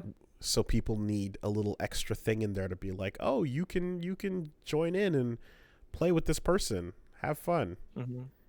So I went and learned how to use StreamFX in OBS and discovered how to use the dual filtering blur filter. Oh, okay. And masked those areas of the screen. Yeah. And that problem is now solved. You just for streaming over it. Yeah. Yeah, but this looks a lot nicer because the background changes. And also, like, the menu that shows it is like kind of in the middle upper left quadrant. So like a black rectangle there would look hideous. Hey, Wooly, when you turn on your controller and load up into your video game, do you think that you should go to the control section and change it from keyboard to controller every single time you boot the game? It's early, huh? Yeah, okay. It's early. Do you think you got an Xbox controller near you? No. All right. You have one in your mind? Mm-hmm. All right. Here's the button layout. Are you ready? Mm-hmm. Confirm is B. Mm-hmm. Cancel is A. Right? So that's for menus. Here's what your actions are. Jump is A. X is examine, triangle is use elemental burst, B is attack, RB is dodge, and right trigger is secondary heavy attack.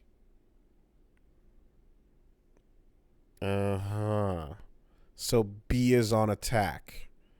And the game does not currently allow you to rebind controls.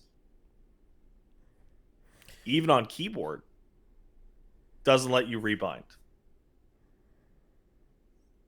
This is one of those things that people contact customer service and they go, please let us rebind controls. There's literally a button that says keybind controls that you click it and it makes the I'm a menu option that you clicked noise, but doesn't do anything. Yeah. Okay. Early shit. Wait, Wooly. Now hold on a second. What's going on console? It's on PS4. Yeah, that's the version that I was gonna grab. Yeah. Okay, so here's the thing about the PS4 version. If you play it on PS4, everybody has crossplay. There's crossplay between all versions, right? But if you play on PS4, your account becomes locked to Sony forever. You won't be able to play it on your phone. Oh God, you won't be able to play it on your PC. It's the Fortnite thing. Okay. Yeah. Okay. If you play it on the PC, you can load it up on your phone. And here's where it's crazy. It legit runs better on most people's phones than it does on the PS4. Wow. See, I wanted to just jump on that because I didn't feel like trusting that that PC installation just yet. I would feel much more comfortable on a console than I would installing it on my PC. I will tell you to trust the PC installation, if only because if you get fucked, you'll at least have a lot of company because everybody you know is playing this fucking thing.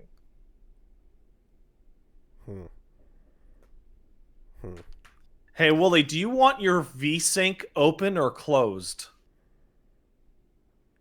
So wait. The PS4 version is the worst running version of the game? It is easily the worst running version of the game. Okay. It runs way better on my phone than it does on the PS4. Okay. But also, Wooly, no, answer my question. Do you want your VSync open or closed? As in having the option? No. The option is VSync open or closed in the menu. Yeah. Sure. On? No.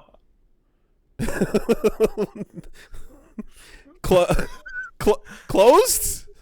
Oh. I don't know. I don't know. I don't know. What? Okay. But like the game's translation and localization is dead on in a lot of ways, and other ways you run into in the graphics settings. There's like shadow distance and like whatever, and then there's one that's just overall graphics settings at the bottom, but it's not like the slider that changes the other ones. All right, they pushed this shit out a little bit. There's it feels like this was kicked out a little early. Okay. People are telling me that in Chinese, on and open, off are actually the same characters, so the options are actually identical. Confirm or yes? Yeah. Yes. Resolution, yes. Yeah. Yeah, I that sucks, man, because I feel safest playing something like that on console, but if the Sitch well, here's what you can do, right? You can play the game on console for a couple hours for a stream or what have you, and then if you feel like it, you can jump onto the PC. But crossplay, if you're like, yeah, I'm gonna keep playing this and just start over there. Before you spend any money. There needs to be a word for like, yes, there is account crossplay, but like it is one way. Oh, there is. It's cross-play, but it's not cross-save with the PlayStation version. Okay, not cross save, right? Okay. It's a really weird thing because you remember that login thing that I said where you log in, you get your 90 gems or whatever? Mm-hmm. PC players have a way easier time getting those because if you don't log in, you don't get it. So you're paying $5 to get a login bonus that goes away if you don't redeem it, right?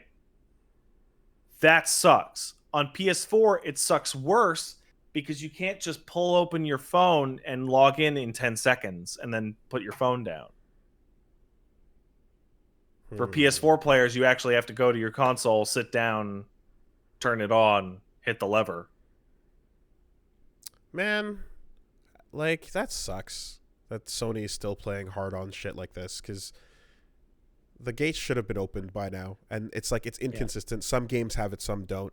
I jumped over from the PC version of Fantasy Strike the other day over to PS4 to try it out, and upon booting it up, I had all my shit, like 1-to-1 save, you know. Yeah, isn't that nice? And it was very, very pleasant. The crossplay between this and the Android version that I've been playing is actually really impressive. It puts you in the exact same physical fucking spot, and the save file or whatever it is instantaneous. Like, I logged in on my phone while I was playing up here, and within seconds I had loaded in on the same spot. So what's the phone version like then? Are you just tapping screen buttons? Digital buttons. Yeah. It pushing around pushing the idea that maybe this game got pushed out 2 months early is that the phone versions have no controller support. Oh, you can't Bluetooth it. Okay. Which is really weird. So I've been talking to DK. That's DK Diamantes. He's a Warframe man, but also he's doing variety now. He's a good guy. I talk a lot of shit about him, but he's a good guy. But he's very familiar with Honkai Third Impact. And the Honkai Third Impact client does not have any of this shit. It has native controller support with a bunch of shit. The phone version's rock solid. The PC version's all spruced up and has no problems. You know, so it's like this feels like it got kicked out the door a little early because they felt that it was like stable enough. In its current state, it feels very early but good. The last thing that I want to say about this is Pat's buying tips. I'm only going to say it once because I only need to say it once. I was taught this by Buttons. You know Buttons. Takes a video of himself every time we mention him on the podcast. look there. Hey, look. He's making the face that he makes on Twitter. All right. So the trick is get the login thing, right? Don't roll on anything. Just stockpile points, right? And the idea is that you stockpile points and don't spend any money aside from the login thing, which is just $5, until a character that you absolutely have to have shows up. So, for example, the current banner is Venti, and then the next banner is going to be some Geo guy, and then the banner after that is going to be this small Chinese guy with like a green hair and like arm tattoos, right? Buttons has already decided that he's going to get that kid with the arm tattoos. So he's going to stockpile rolls for essentially 5 months, I think. Until, bam, can guarantee it. No, there's a really important part of this that has not been talked about yet at all. And that is, if you're not getting all these extra characters and stuff, like, what is there in terms of, like, are you not taking a character you have, leveling them up a lot as you play with them a lot, and then getting access to new moves and abilities? Yes, you are.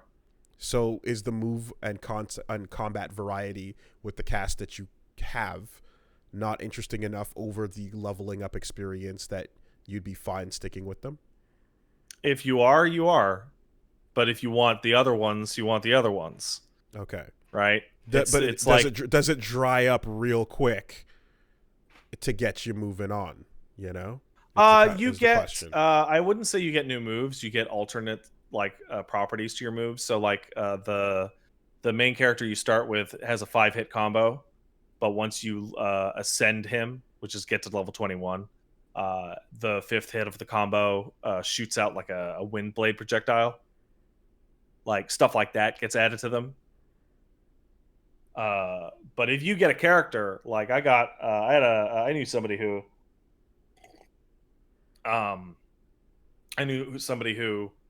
got Fixel, who is Electric Girl, who is V from Devil May Cry. Yeah, she's V. Okay. She has the electric bird. Okay. And it's very clear. Mm-hmm. That character's busted, but the person who pulled them hates them and hates the way they play. So the fact that they got a good rare character was wasted because they were like, but I hate them, and I hate their style, and I hate their face. Right? What's a duplicate? All right. You want to hear about duplicates? I mean, we do have to move on, but like, hit me. Let's hear about duplicates. All right, so here's the duplicate system. What if I told you there was a talent system in the game that unlocks passive abilities for your character? What's a talent system? What's that? What's a talent system? Talent system such as, hey, this move can now be leveled up to level 15 instead of level 12, or when you hit a charged attack, you regain energy, or when you summon a little bear that breathes fire, it breathes more fire and does more damage, right? Passives, modifiers, stuff like that. Yeah, okay. Right? What if I told you there were 7 of those per character? And what if I told you that the only way you can unlock it is by feeding a character their duplicate? So anytime you get extras of shit. For example, in my demonstration of Gotcha Bad, I got 4 Barbaras. This meant I could level up Barbara to Constellation level 3. Which makes that a very strong Barbara. So this is the absolute whale, gold harpoon. Because what if that 5-star character that has a 0.6% drop rate, what if their 7th constellation's really good? Wow. Now you have to get 7 duplicates. Which, at bad luck time, would be 630 pulls. So the rarest characters have duplicate feeding? All of them do. Oh, fuck that. Which comes out to, if you want 7 constellation, that's disgusting. Venti, you need to spend maximum 1,764 Canadian dollars. That's fucking disgusting. I understand where games use duplication as a means of saying, hey, we didn't waste what you got here, so let's convert it into money, or let's let you, okay, Overwatch converts duplicates into extra money. Teppen converts duplicates into extra money for reaping cards. I understand that process where it's like, hey, if you already have a lot of this library, we can give you a benefit for that, or whatever the case is. Putting something on a character that you do particularly want, or that is locked in whatever way, on the rarest of the rare, saying you have to get that more than once, and if you're trying, fuck that. That's fucking horrible. That's super gross, dude. The constellation stuff is all the weakest thing you can do to your character. Okay. For example, if you go to Genshin Impact, so gross. If you go to GenshinImpact.gg, there's a tier list, and the tier list assumes you have a rank 1 character. You're fighting against PvE. Who cares about that stuff? Perfect. It's not going to make a competitive advantage against another player that's If using it's it pointless, against you. why does it exist? So that the whale piggies can whale piggy up. That is why. You can probably kill There's the hordes just as fine. There's absolutely no hiding the fact that this is a really good game with what might be the devil inside of it. And it's all in your willpower. Or not. Mm-hmm. It's why when I did a stream of it, I spent about 40 minutes describing this awful gacha shit. Because if I do stream it, I don't want to be telling people, hey, everybody, this is a cool gacha game. You should gacha it up. Because I know that people have gambling stuff. Make no mistake, the funnest games in the future will come with Satan in the box.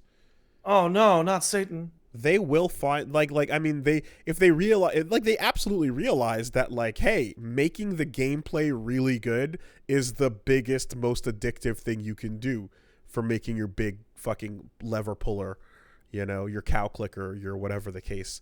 And the way we're heading, you better believe that they're gonna do it. They're making shit that is like, yeah, this is all the things you want to play.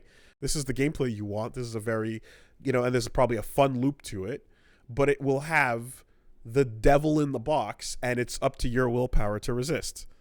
And hey, man, like, just don't bother. It's no big deal. I think the biggest example, right, of I think the biggest red flag in the whole thing was that you have to spend real dollars to get Genesis crystals, to get Primo gems, to get wishes, to get rolls. But if you're actually on the screen where you want to roll, if you just hit X enough times, it will eventually put you to the credit card screen and just math it out all for you. Which at which point becomes, well, then why are you bothering to obfuscate it? Is it to confuse how much the shit is worth? And the fucking thing's been out for less than a month. It's been out for like 2 seconds. So it's been out for 8 days. So it's not even at the level where you will see the cosmetics, which are usually incentive enough for people. If it's just like, hey, it's the same character, but here's a really cool Halloween version costume, or here's a really cool cosplay of something else, or whatever the fuck. And like, that on its own is more than enough incentive for a lot of people. They haven't even put that shit in yet. Yeah. Skins are a big deal. And skins, I care about skins. Get ready for Halloween. The new update with Amaterasu has a Morrigan, like, geisha kind of outfit, and like it changes all of her animations and things and whatever. And I was like, oh, that's very cool. That's a really nice job with this aesthetic, you know, like, you know. And I remember in Overwatch too, like, I'd be like, yo, I want that skin. That's a really cool skin. I care. I you know, I'm down to try and get that stuff for characters. What you're describing doesn't even have that level applied to it yet. Oh my god, that duplication thing. So I was sitting here playing it, and it was before I did the stream. I hadn't spent any money, and because the game is new and it's been so popular and there's 20 million players now, they're just throwing out. They're just giving you tons of free currency in your in-game mail. Right? They're doing that thing. Like, you remember how Monster Hunter did it? Like, 5 million player, you know, that kind of thing. Sure. And I'm sitting there, and I rolled a bunch, and I got a couple things, and I was playing the game. I was having a great time, and then I just, like, kind of stopped, and I looked over at the page. I'm like, this game is dangerous. This one is gonna get a lot of people, because it's really, really good, and it's really, really nefarious. And it's like it's the combination of the two. And it's got the Buyfus. They're baked in. They're all there. Yeah. So, you know, on a simple, like, I just like to look at the pretty things level, it still gets you. Oh, it's killing it. These characters are great.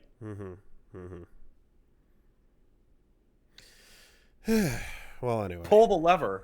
If you want to see me pull the lever on various video games, you can check me out at twitch.tv/PatStaresAt. We're going to be checking out Baldur's Gate 3 tomorrow, then Wasteland 3, more Genshin Impact, in which I probably will pull the lever. Because I've talked with a bunch of people, and I could totally write that shit off on my taxes as a business expense. And what else was the other one? Rogue Legacy 2. Also, Spelunky 2 is the most infuriating game I've ever played. I completely understand why people play it. Best game ever. Incredible, incredible. I hate it. I hate it.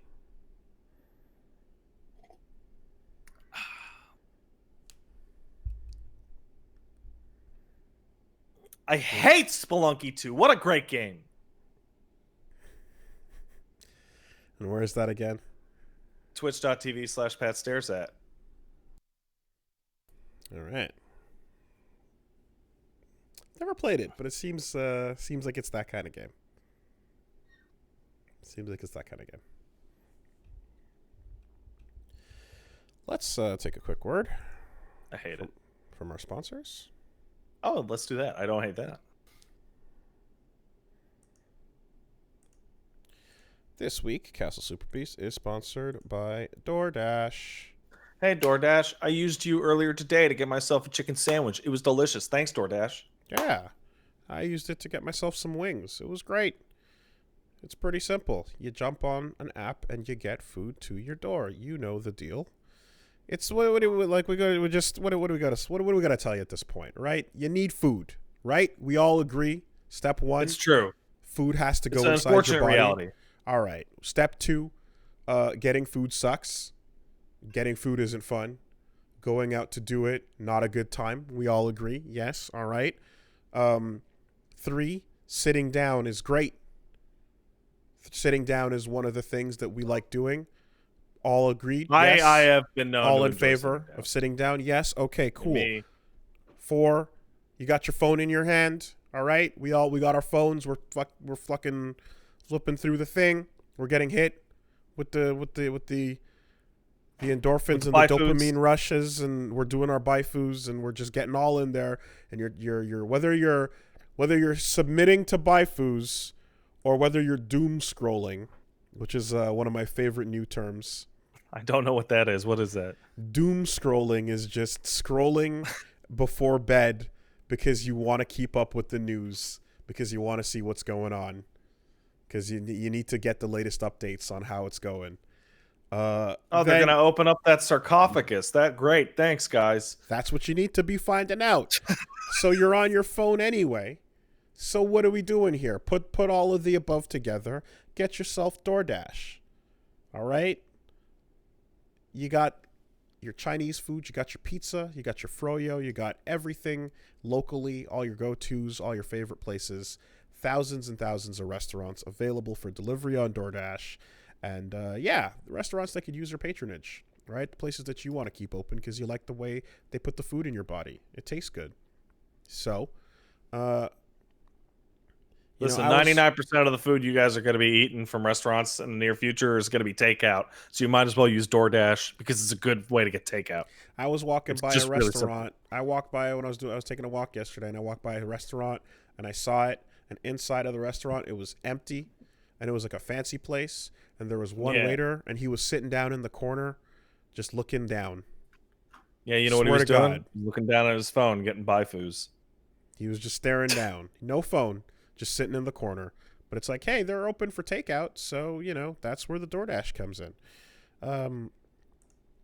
Ordering is easy. You just get the app, choose what you want to eat, and your food will be left safely outside your door with the contactless delivery option. If we're talking numbers, 300,000 partners in Puerto Rico, U.S., Canada, Australia, and, of course, open late. You've got all hours of the day and night whenever you would like it delivered. I've had some egregiously late deliveries dropped off at my place, I can tell you, for some late-night cravings and some other times that are otherwise, like, you wouldn't think a restaurant would be open. Turns out they are, and you can get it straight to you. You know what my favorite thing about DoorDash is? Mm-hmm. I have never had a DoorDash person steal my food. That's great. There you go. I'm even You gonna. don't think you'd have to compliment that, but you do.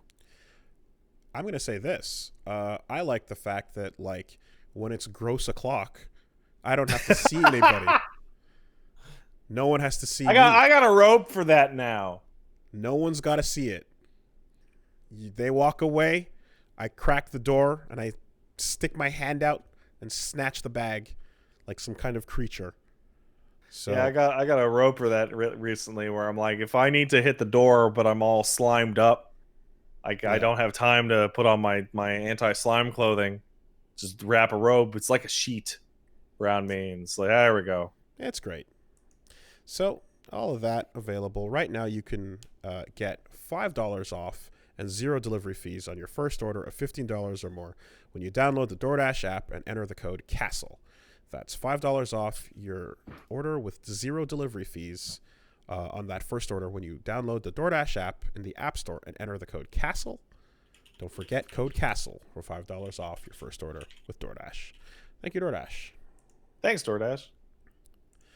The podcast is also sponsored by ExpressVPN, a service which I used yesterday. I used it yesterday as well. Yeah. I was like, I would like to check out what I'm hearing going on in America. There's like some shows like, hey, look, it's SNL did a cold open. Everyone's talking about it. Let's go check it out. Oh, I'm not allowed. Get out of here, Canada. No. ExpressVPN. I hit the button. Then it went, hey, you're in America now. And I went, I am. And then That's true. And then the video loaded up and I got to watch it. And that was that. It was great. And then as soon as I was done, I turned it back off. And then I was back to being in Canada. Crazy. It's like you're teleporting around the world, you know? So, yeah, ExpressVPN lets you control where you want sites to think you're located over 100 different countries. So you can access content that isn't available in your region. And if you're looking to, you know, get access to stuff that, again, you're on the wrong patch of dirt, so you're locked out, ExpressVPN is must have. Less than $7 a month. They let you access all the different shows on Netflix, Disney Plus, Amazon Prime, other streaming services. You'll be surprised with the variety that is being kept from you based on where you are. And, of course, it's incredibly fast. Doesn't slow down your connection. No problem streaming videos for me. Things were pretty great. Yeah, I haven't had any issues at all. So it just works. You click the button and it works, and that's it. So, yeah, get the most out of your streaming services today at expressvpn.com/superbeast. If you use our link, you'll get an extra 3 months of ExpressVPN for free. Again, expressvpn.com/superbeast. That's expressvpn.com/superbeast to learn more. Thank you. Thanks, ExpressVPN. And we've got one more sponsor that we've had in the past, and here they are. It is Upstart, the non-predatory loan company that I've been given some info about. Upstart is basically a place that will reward you based on your education and job history to form a smarter rate. You don't need to worry about going to the bank and dealing with what they got to offer you. Upstart offers loans from $1,000 to $50,000. You can consolidate your debt into one easy fixed rate payment. Again, doing the research and making sure that this is not a scummy place. I was pleasantly surprised to be informed that it is not one of those bad places that you kind of got to worry about the sketchiness of it. And if your loan is accepted and approved, most people get it the very next business day. Over 400,000 people have used Upstart to pay off their credit card loans and meet their financial goals. So, yeah, you can check them out, see if it works for you. If it's something that you're interested in, take a look and, find out if it makes sense. Upstart's got 4.9 out of 5 ratings on Trustpilot. So if you head on over to upstart.com/superbeast, you can find out how low your Upstart rate can be. Checking your rate only takes a few minutes. That's upstart.com/superbeast. Thank you. Thank you. So let's check out the news. Before we do, I'd like to help you out with something, Wooly. I just sent you a thing. I put up a poll on Twitter on the spelling of Buyfu. Oh. People seem to enjoy Baifu more than Buyfu. Buyfu?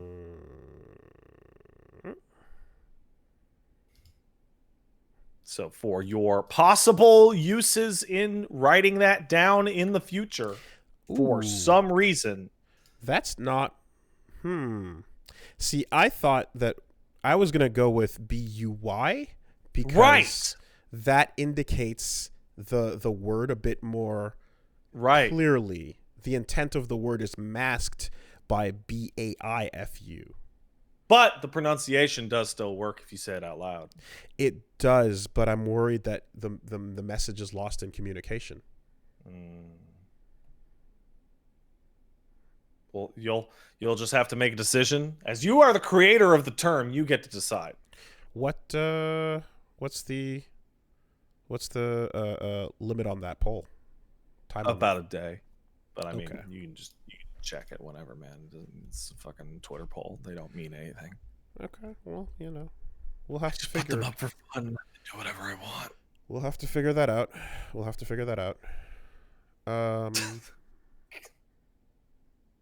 Yeah, sorry. So we hitting the button here? What? This button? I thought you were saying you wanted to take a bathroom break for a second. My mistake. What? When you said, I'm so used to around that time, you going like, oh, hold up a second, that I kind of was getting ready to do it. And then you're like, no, actually, you just got some poll data. I'm good. Okay. I'll take one later. Cool. If you want. I'm good. Let's pull up no, we're not at the adult diapers phase of the podcast. Not yet, we're not. Trust me. If I start wearing diapers, you'll know. I mean, we just talked about sitting down and how great that is. How much do you really love sitting down is the question. Because when I start wearing diapers, the only way I'm going to be able to justify it is by somehow spinning it to myself as a power move. Oh, you have to get up to go to the bathroom? I just shit right here.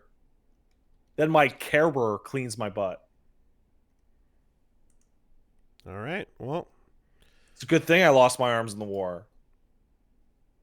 Really. Threw it out there, and it did not land. So, I guess then the only thing left to do is talk about Steve. Steve. Did you see the clip somebody found of us going, please God, not Steve. Oh God, anyone but Steve. God damn it. I think I'm over it. I think I've gone through the full gamut of emotions, and at this point I'm just like, yeah, whatever. It's, I will say the kids love it. Thing. It's Smash Brothers. It's a popular thing. I don't care about Steve. I totally, however, understand the immense popularity and impact that Fortnite has. Sorry, fucking Jesus Christ. Yes. Fuck. Yep. My brain Nope. was completing That's that correct. game that the kids play. That's correct. And said Fortnite. God damn it. You are in there. That is, you've nailed it. Holy shit. Yep. All right. The Youngs. Minecraft or whatever. The Youngs. This is what they do. The Youngs play the Steve. I will say Steve one Knight. thing in defense of Steve. Him being put in in a hyper accurate looking way is freakishly dissonant with every other Smash character. I hate his face texture. I fucking hate. His face texture is so gross because I think they're going for a goatee around his mouth. That is apparently what I think they are going for. But it looks like a fucking mess of acne. It looks like bad acne just breaking out around his jaw. And I hate it. It looks super gross. If he was just looks super weird. It just does, and it looks like if they wanted it to be a beard, it looks way too much the same color as his flesh. So it's badly defined, you know? And if I'm not mistaken, like didn't the Telltale character that Patton Oswalt played, I feel like it was not Steve. It was not Steve. And his face looked a little more like normal, right? So it was, he had the hair and then the line where the mouth was, and you're like, oh yeah, there you go, it's just a normal guy. But the Steve in particular model is so gross. I fucking hate that mouth thing. Anyway, whatever. Steve looks like horrific, and he looks more out of place than Game & Watch does, which I'm gonna say actually kind of great. Because he's this kid-friendly, hyper popular, mascot character, I guess, the generic avatar. Mm-hmm. But when he's put into Smash, he looks like a fucking creepy freakazoid. Yeah, I'm looking at the picture now of the Patton character, and by comparison, and then there's the Steve emotes, and it really is the beard. The beard is just a weird like color discoloration on his face that doesn't read as a beard, I also do want to give him the devs props. His final smash is actually kind of like nightmare fuel. Mm-hmm. It's really, really messed up. He throws you in the trap room and then he eats the food. Yeah. It's fucking weird.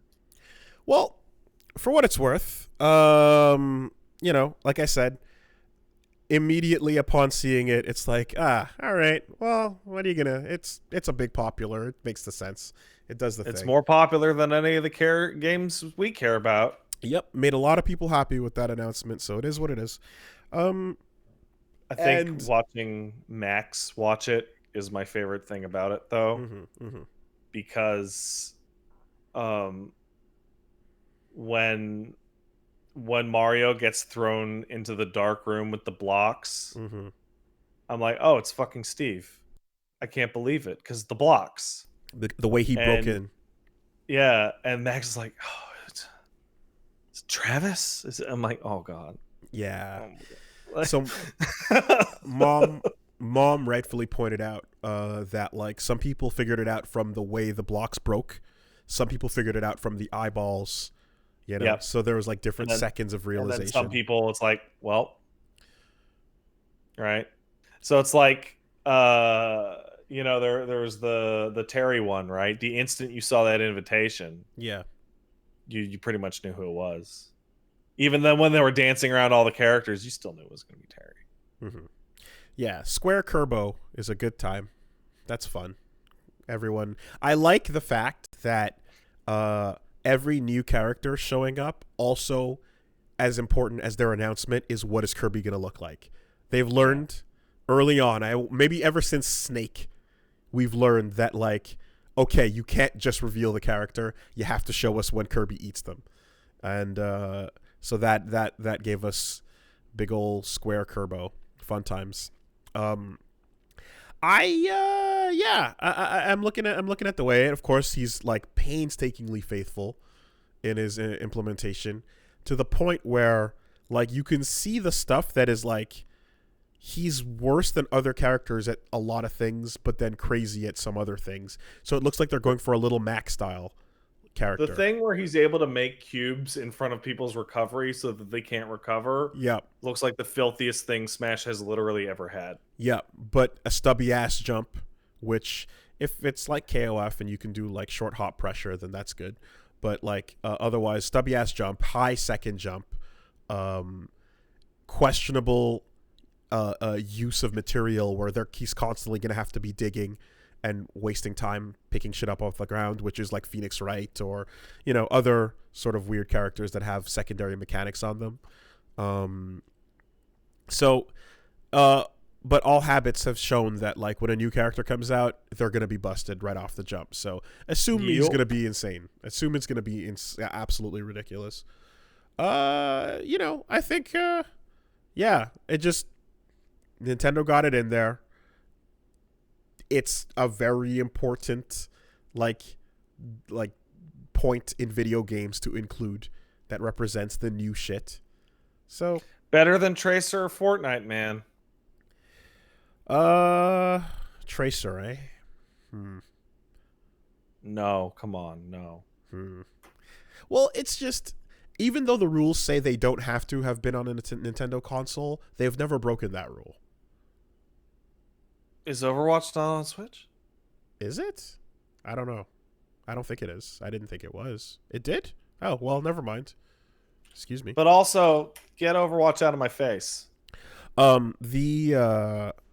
The thing, though, that I said earlier too, is that, like, there's a little game that we're all playing, and we need to be a little bit more honest about that game, I think. And I feel like I've repeated this a little bit before in the past, but when it comes to Smash announcements and when it comes to inclusions, it's less about the character being in the game, and it's more about this being the Oscars of video games. So the entire excitement and or disappointment, and the people that are, like, staring at their cameras going, if you're excited about this, something is fucking wrong with you. You have mental damage, or whatever it was that person was saying. I mean, that's true, but I mean, you're not supposed to say it. But it's like that level of going in where it's just like, listen, if we're all being perfectly honest, you don't care. You like the announcement hype, you're getting into it, but you're also going to play this for maybe 2 seconds. You're gonna try it out in training mode, go online for a minute and realize the online's terrible. Dick around events versus CPU, maybe play it once with your friends, and go back to not playing Smash Brothers Ultimate.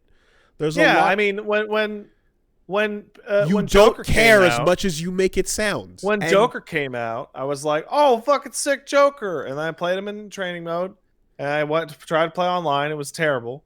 And I played online with my friends for about an hour, and I was like, "Wait a second, I don't want to get on that FBI list all the Smash players are on." And then I stopped. Hey, they put a creeper in the game. Oh, you see the one the guy selling a Smash copy? No, I didn't. Oh man, it might be the funniest shade I've ever seen. It was a guy on eBay selling his copy of Melee, and he was like, "Ever since this game turned 18, I hear the top players aren't interested in it anymore." Wow. Well, anyway, shots fired. But here's what it is. You know as well as I do deep down that it's just about the profile of the announcement. It has nothing to do with you actually sitting down and playing the game and spending time with it. And this is not speaking to those who actually do actively play, because of course there are people that are still playing the game. They're just going to be like, "Hey, new character, cool." And you're in there, right? People who were out there labbing Piranha Plant tech when that got dropped early with the new season. Those people are still playing, but a large majority of the people throwing their opinions out there give no fucks about this. For real. You're going to care for 2 seconds and continue not playing it and then get excited when the next character gets announced. So just be real about it. It doesn't actually matter to you. During that whole thing, I thought there was something that was really funny, which was, we talked about it a bit on Twitter, but it's like, we're cable warriors as opposed to the Wi-Fi warriors, right? We love playing internet games on a cable. Mm-hmm. And Sakurai also says, "Hey man, you should play your video games using the sold separately for Switch Ethernet cable." And like there's the screenshot of like, "Please use an Ethernet connection," and then it shows the LAN cable, and then at the bottom it says "sold separately." And it's like, fuck off. Really, really fuck off. Yeah. It's just it's not. I really, really do feel like Nintendo, at the very least, if you gave a fuck here, you would have. If you're not going to make a dock that has it included, then fucking put one in the box for Smash Ultimate. You know? Yeah, sure. Sell it with the game to go, hey, yeah, you know what? Let's help you out here a little bit. Anyway, the other thing, of course, is the confirmation of Travis as a Mii fighter, which made some people sad, but you know who probably wasn't sad about that? Travis Touchdown. Travis fucking Touchdown. So full credit to Tech Fuzz on Twitter for the comic where Sylvia's like, hey, better luck next time, cowboy. And Travis is just like, holy fuck, I'm in fucking Smash. And he's excited for it. He's a loser. He wouldn't expect otherwise. Yeah. Travis Touchdown is like a fucking loser. And the in-universe of him getting in is like miraculous. Yeah. I didn't realize, but it was weird when they popped up with the Smash Brothers logo cross Travis, because I was like, why wouldn't they put the No More Heroes logo there? Because that's a weird one. And it turns out that it's because any game that's rated M in North America is not allowed to be displayed on a stream for not rated M games. That's silly. Peggy doesn't have this rule, and Cero doesn't have this rule, but the ESRB does. So they had to hide the names, or hide the brand or the game it comes from, and just say the name of the character. Super strange. But when you do that, you get the confusion of Smash Brothers cross Travis, which leads to people thinking that there's going to be a crossover with the Travis Scott McDonald's meal. What is Travis Scott meal? The Travis Scott McDonald's meal is available now. What is it? What is for this? A limited time at McDonald's. You can go in and get yourself a Travis Scott burger. Who's Travis Scott? Travis Scott's a rapper. Okay. What's your problem? Do you have a problem with a quarter pounder, 100% beef, topped with onions, pickles, 2 slices of melted cheese, ketchup, and mustard? What's your problem? It's a very normal sounding burger. Why is that a special menu item? Because Travis Scott. Who? It's his favorite McDonald's burger. Is he a popular rapper? He's out there. Yeah. What's the issue? So that's the stupid shit that's been on my timeline all week? Listen, dude. I don't know if you know this. I don't know if you know this, but according to McDonald's.com, the Travis Scott burger, the Travis Scott meal, it slaps. Does it slaps? It slaps, according to McDonald's.com. Does McDonald's.com also say that it is lit? It doesn't imply that it's lit, but it does imply that it slaps. What is Cactus Jack's involvement in this? I mean, I don't think you need to worry about it being McFoley. That's not what's happening. Yeah, that's why I'm super double confused. You're okay. And no, answer it. How is Cactus Jack involved?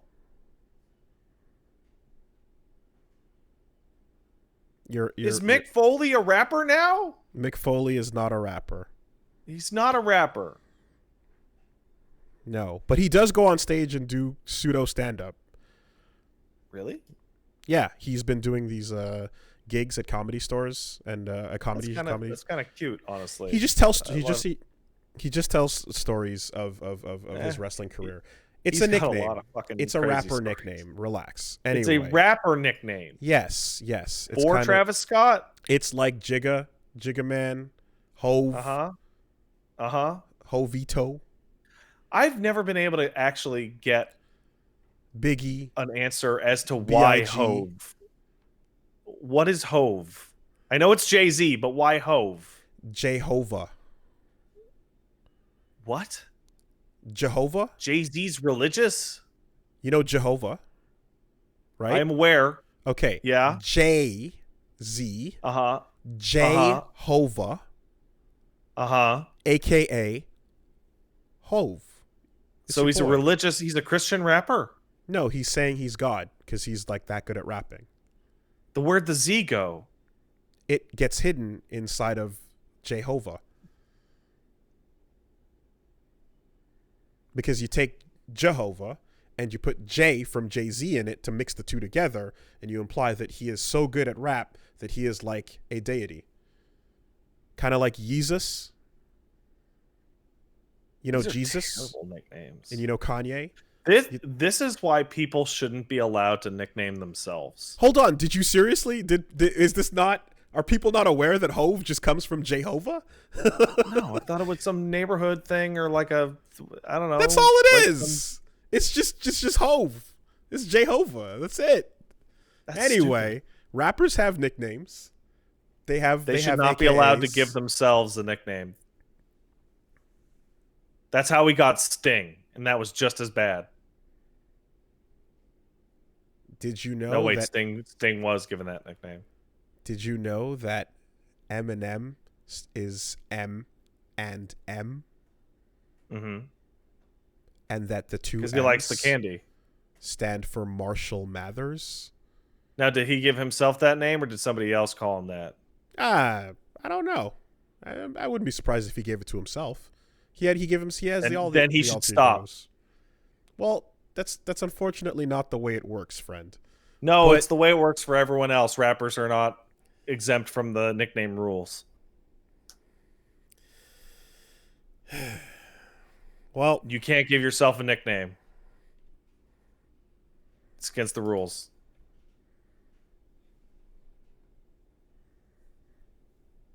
I've I've put my foot down. you've made your proclamation. I've made the proclamation. Everyone must stop giving themselves nicknames now. Okay, but what if?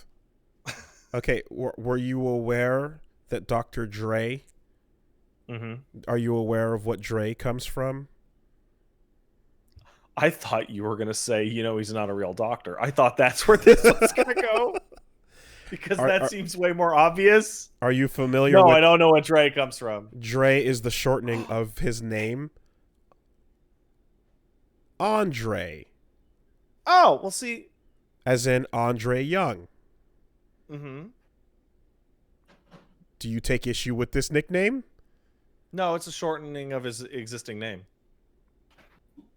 That's like me saying, "Don't call me Patrick." Call me Pat, please. That's what I'm going with here. Is I'm Pat's not a nickname. Pat's my name. If you're willing to die on this hill, then your name's gonna be Patrick. There's no Hove in whatever Jay-Z's name is. No, not in that certainly, but it's if you mix your name with the name of a god because you're trying to flex, then you will then say it so often that it then gets turned into another thing, You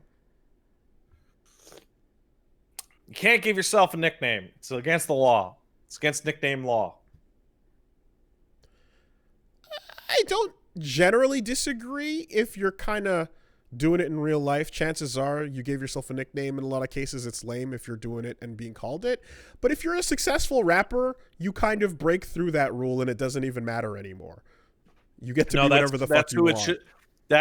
For people who have important nicknames, it's even more important that they follow the rules. I promise you that none of his friends, relatives, or loved ones gave him the name Tekashi 6X99. Mm-hmm. I'm pretty sure that wasn't given to him by anybody. At birth? So, it is what it is. Yeah. Lil Bow Wow, on the other hand, who is now just Bow Wow, was given that nickname because when he met Snoop Dogg backstage at a concert and he started like freestyling for him, Snoop Dogg went, "Damn, you use Lil Bow Wow," and then he's like, "That's me now." Yep. You know what that means? Mm-hmm. Lil Bow Wow is better than every rapper you just named that gave themselves their own nickname by default. He also hates the Lil and he dropped it Because he is the realer. of the rappers. Yeah, he's so real that he tweeted out a photo of him boarding a private jet going, "Yup, this is how I stay hustling. You know how it is." And then the person sitting next to him tweeted out a photo of him in fucking Coach sitting next to him, tweeting out that he was not on the private plane that he just implied he was on. Brutal. The realist. Oh my god. The realist, this Bow Wow That you is described. so. Oh my god. Yeah, he's so real, Pat. Oh, I'm so glad I said that stupid thing so that I could hear. Keeps the it story. 100. That's so awful. That's so embarrassing. Oh my god. Just. Oh man.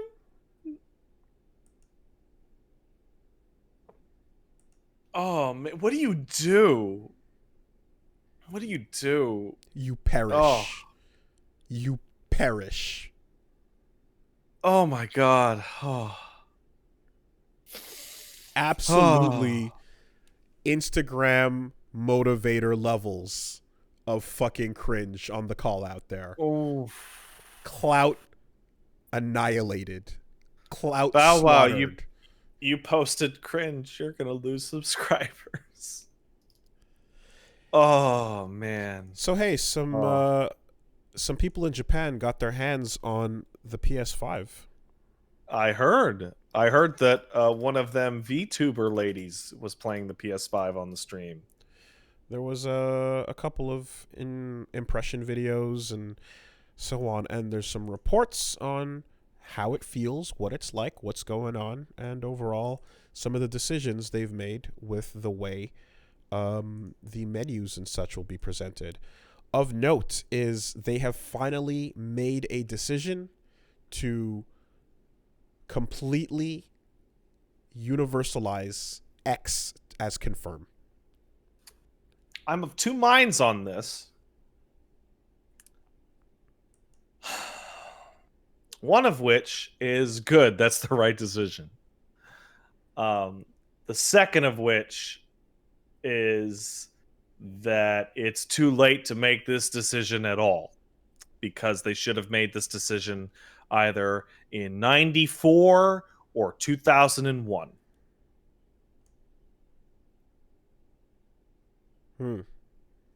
Way too late. Way too late. They stuck with it long enough that it got awkward, because in PS3 era, they put the option in the cross-media bar to change it system-wide, right?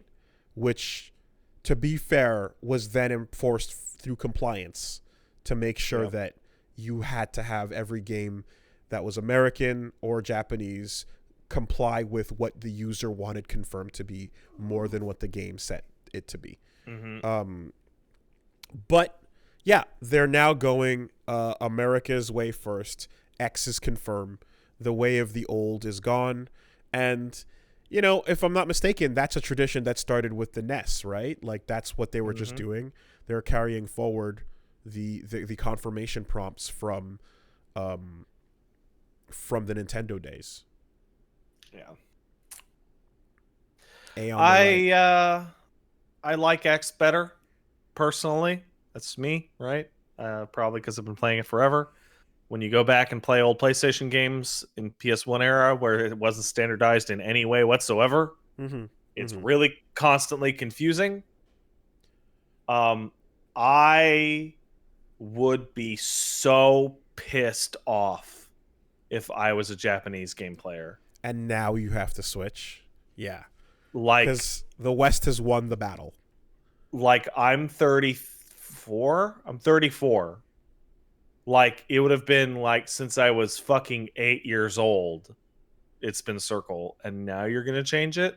Yeah. Fuck off. Right? Like, come on. How the West was won. This is how they did it. They took the control. More importantly, what's even worse than this is that I'm going to see somebody talk about this from Sony, and they're going to be like, yes, we're going to use cross as confirm. and I'm going to just struggle not to vomit up all my blood because it's the letter X. Yeah, but the others are not letters. Therefore, the convention matches the entire set. I don't care what stupid British, Japanese speaking shit for the symbol. It's a X. It's not a cross. It's Namco X Capcom. I don't care. Too bad. Cross knots. Too bad. Cross Media Bar. And by the way, Cross Media Bar, abbreviated as XMB in letter form, was a part of the official platform documentation that had to be adhered to. It was legal the X language. Media Bar? The Cross Media Bar, the XMB. X Media Bar. That's right. And you're going to watch Hunter X Hunter? Yep. Well, you know, you can... Hunter's the worst because the X is just not pronounced. You're like, well, then why would you put it in the title at all? Dumbass. You can shake your coffin to get the dust off of it as it lowers into the grave. Ah! But this is where the end of the confirmation on the right button comes to an end. Now, the thing about Japan, though, and I think we've talked about this before, is that... I think we've talked about fucking everything before, but... we have. The actual circle and cross represent to Japanese people a very different meaning from in the West, because you have the way that your shit is corrected in Japan versus in America, where circle and X have the exact opposite meaning of you nailed it, good job, versus that's bad, you failed. Mm-hmm. So yes and no have opposite meanings from X marks the spot. This is what I want to do. Yes, I'm confirming with this. X on the dotted line versus X is a failure, is bad. And circle representing ding, ding, ding. That's it. Good job. You got it. That's a deconfirmation, you know? So it's on a linguistic level, it actually translates into something that makes sense if you're a Japanese speaker. And so that goes into the controller. But yeah, that tradition is dying with the PS5. I think it is way too late to make this decision. I don't know why they're even bothering to standardize it after all this time. To not have to do it, to pull the Band-Aid off now. Well, then pulling the Band-Aid off now doesn't make any sense when the Band-Aid's been slowly being peeled off over 25 years. I imagine the option that we had to test for was almost never used by anybody, because no one that I ever spoke of it or really acknowledged that it existed, right? The only time people started fucking around with buttons on game defaults was when people on controller with fighting games were trying to find some sneaky shit by mapping controller buttons to places that they otherwise shouldn't go. But I don't know anybody that actually remapped the confirm to circle or not, or even really acknowledge the feature. So it's still stupid. I mean, look, I feel for our Japanese gamer brethren. Well, the question now is Nintendo going to be what is Nintendo going to do with it? Are they going to change or not? Because currently, you see what they've been doing, right? Nintendo's been doing this fucking thing of press ZL and ZR to start. Terrible. They're getting into this weird, like, hit the triggers or fucking shake the control, do some weird shit. You know? I still think it's outrageous that Nintendo has all their buttons in the wrong places. Confuses me endlessly whenever I play a Switch game. B on the left and A on the right, though, is consistency. Yeah. Whatever, shut up. It's too late. Microsoft won that. No, but hold on a second, though. Shut up, Nintendo. If you're arguing for consistency, Nintendo's been the most consistent. I don't care. It goes against what you... No, you're being hypocritical then. I don't care. See, when somebody says I don't care, you can say that they're a hypocrite, and they're like, "That's fine, I don't care. Change them. It's better. It's better the Microsoft way." Change it. Change it, Nintendo. Fix it, Nintendo. Well, as long as we all know. Anyway. I played more Xbox games than Nintendo games, and that means the Xbox way is the best way. Sound reasonable, rational argument. That's why. Because I did it that way. Moderator, can I get my time back? No, absolutely not. No. You're that part of your life is gone. All right.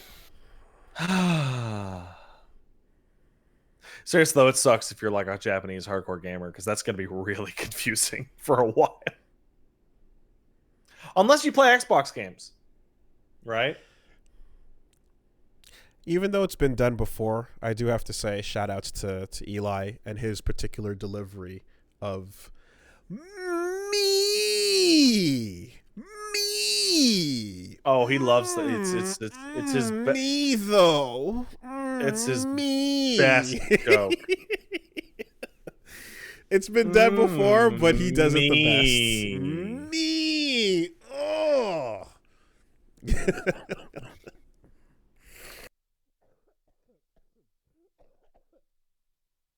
I love Eli so much. He's great. That's Plague of Gripes. Check out his stuff. He's good. Did you see his VTuber? I did. It's cute. It's a cute little purple cat. It's a little cat with a hat. For farming. Yep. So, other things they indicated is that they are... Oh, yeah, the launch titles, which... where the fuck did that go? Well, shit. Sorry, I just lost it. I had them open.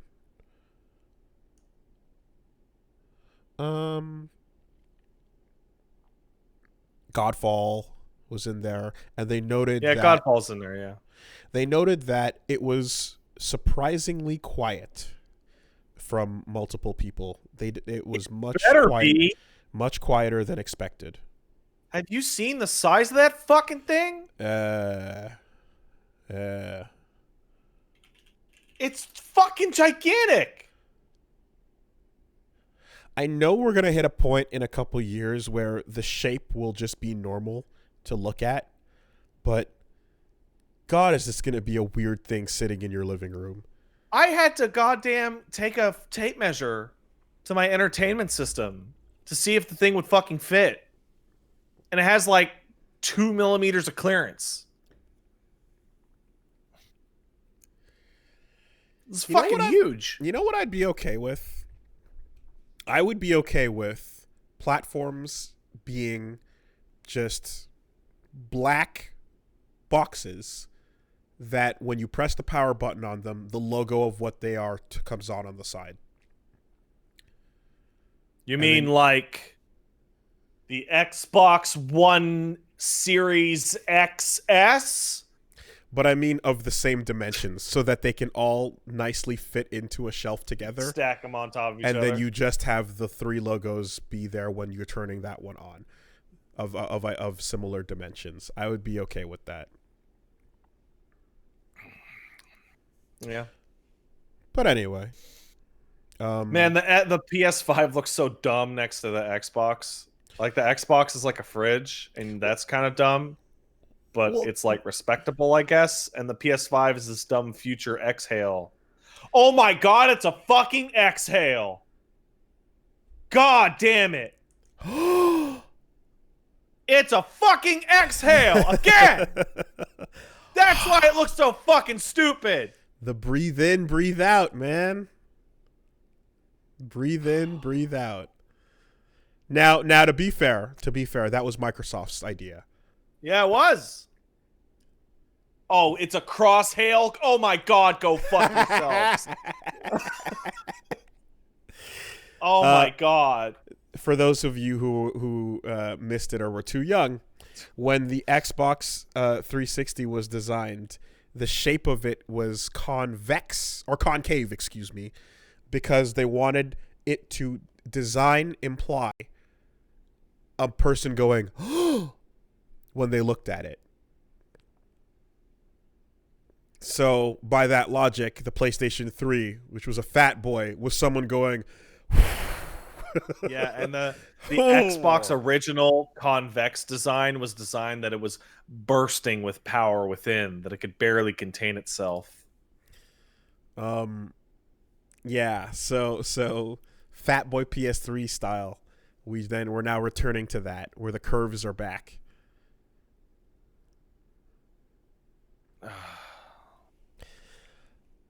Those PS5 controllers look like a good improvement.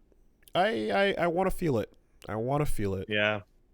I want to feel what the white part actually, like it looks like it's a shell, but I don't think it is. How much does it how smooth is it? I bet it's smooth. So yeah, apparently the fan was not too bad. Exhaust port was gentle. And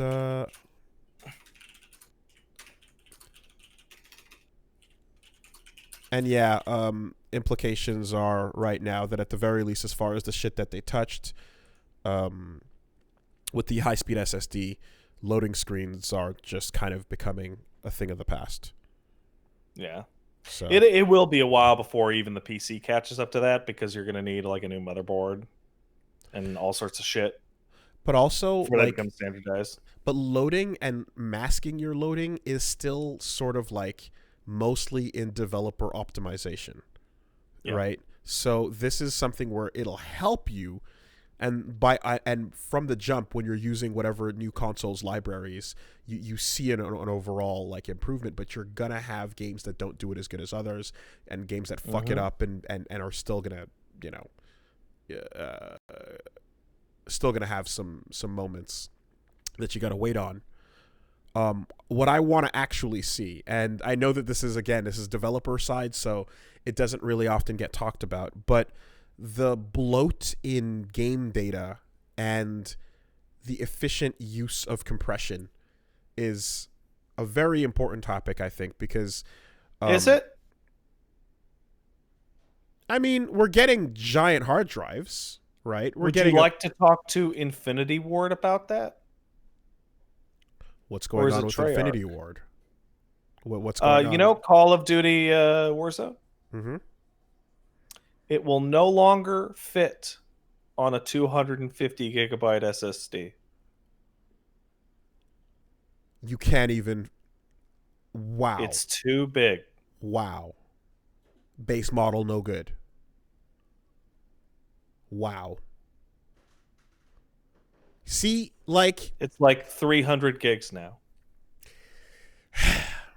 If the rate of storage increase is not proportional with the bloat of game data, we run into a fucking problem. And I'm someone who... I'm doing something that most of you have not done, right? I'm using my same PS4. My launch PS4. I'm still using it. Yeah. Right? So I've been paying attention to the size of games a lot because, I have a channel that plays a lot of games, so I have to delete and install a lot of things. I've never been more conscientious of and thus thankful for shit like ArcSys, where all of their games fall under 10. Maybe with the I think Dragon Ball might be at 10 or like 9 or something like that. But you look at Cross Tag Battle, Exerd, Blaze Blue, all these games coming in so much smaller than, like, everything ArcSys is sitting there taking up less than reinstalling Mortal Kombat to do Aftermath. Yeah, I was kind of shocked. Like Genshin's 12, and that's like a giant open world RPG gotcha thing, and it's like, the fuck is what are all these other games doing? What are they doing? I mean, What are they doing? I'm like Mortal Kombat is coming in, and then pre aftermath content is coming in, sitting there for like fucking whatever the 50 or 60, like something crazy, big, and then you throw that on and it just bloats and bloats. Street Fighter is as awful as it's always been. Um, Hmm. they really just like they're unabashed with it. They don't even. It seems like they're not even trying at times. And you've seen examples of other games that are just doing it better. Yeah, it sucks. When I played the disc version of Tsushima, and the disc Yeah, still had to install 40 gigs. of course it did. So yeah, no, ArcSys, please teach everyone how to fucking do it properly, I because am becoming more and more convinced that the Call of Duty thing is on purpose to crowd out other games off your hard drive. oh, you think that's a really, really, Hmm. that's fucking I Every game wants all of your hmm. money and all of your time. What better way than to make sure it also Wow. takes up all of your hard drive? It's not something that people really talk about, right? The size of a game on your hard drive, it never gets discussed. It's never part of like the launch details drop that info, but it's not anything that really ends up being a discussion point. It gets talked about with Warzone because it's so ridiculous with Warzone. And it gets talked about on PC, right? Because I feel like people bring that up on PC more, but on consoles it doesn't really often come up as like a problem of sorts. And once we kind of find out like, oh yeah, this is what they're doing with their textures or whatever the case is, then you're just gonna like have to fucking deal with it. But I mean, um think about it this way, right? New Warzone update's coming out, right? mhm. You playing Warzone? You know what that update is? It's 30 gigs for almost no change. They're gonna add like a gun and whatever. Say you have a data cap, and that means you can't download other games this week or this month. You just can't. Yeah, that's fucking that is a disgusting size, an absolutely disgusting size. I can't imagine. Um, Again, like if you're going with the rate at which we are getting access to more and more storage on these platforms, it's not one to one with the bloat of games, Oh no. And like I understand that it's like these are, big companies with a lot of people working for them that are doing whatever level compression that they're professionally hired to do. But when you just and it's so you can't easily just make comparisons by going, look, everybody, it's ArcSys, they're doing it good, because different games have different fucking architectures to them. But you can't tell me that you cannot do better than 250. You know what I mean? Like that's insane. It's ridiculous to think that when you're that Sure is. when you go by comparison to what everyone else is doing at the time, and this is entirely sitting here as not a fucking compression specialist. It's not my job, but like when you look at what everyone else is doing with the games they have and the relative, like how nice the games look, how effective they are at loading and not loading and things like that.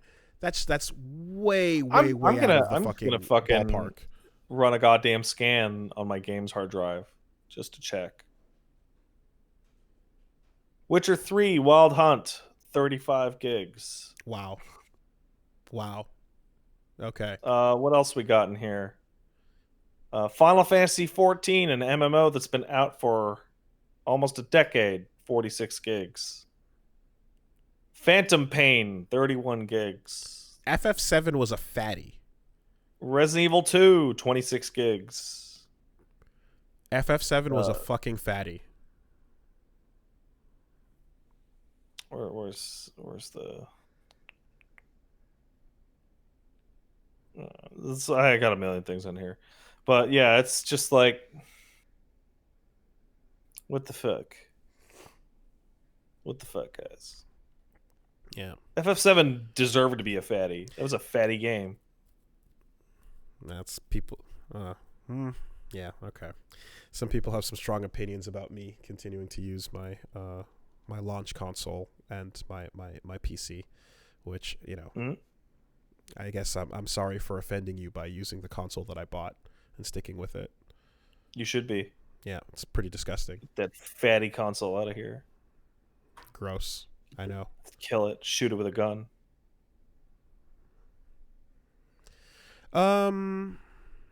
Well, tell you one thing. Didn't have to go through multiple of them like the 360 days. It's quite nice that the one PS4 did work the entire time. I do appreciate that. I ran into 2 points where the firmware fucked up, and then I did a hard reset on it and had to re-update. But over the years, otherwise, it's continued to work for me. So, Oh, I forgot to mention. I got a 3080. Hey, okay. You want to know how I actually got it? How'd you get it?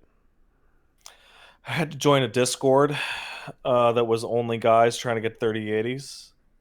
And the Discord was running a bot. And the bot was using a program called Distillo, which would monitor websites for any changes to their code. And would monitor the NVIDIA website and Amazon website. And it would go, hey, the out-of-stock HTML file was edited. Go. Oh, wow.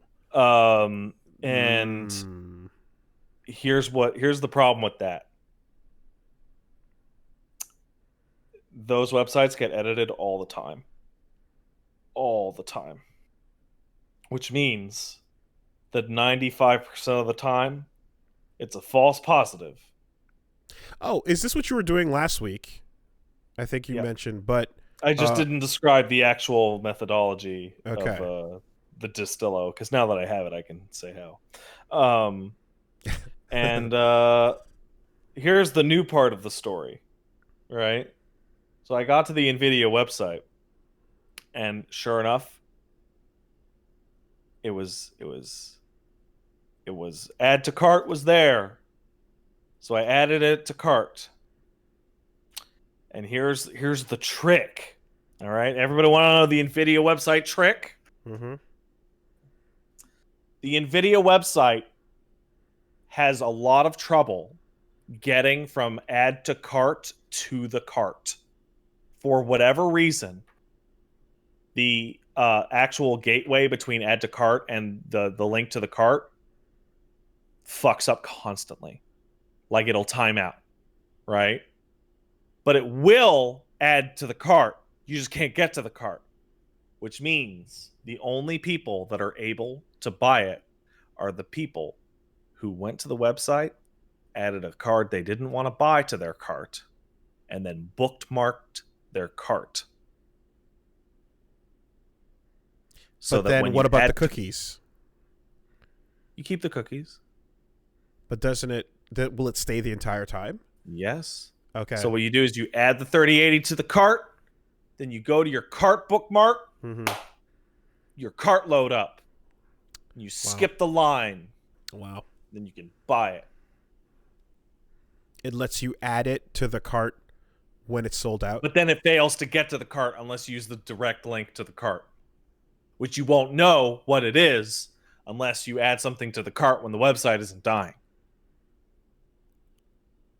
But then you don't have... But like you see, to make the bookmark to the cart with it in your cart, you have to have gotten it in your cart prior.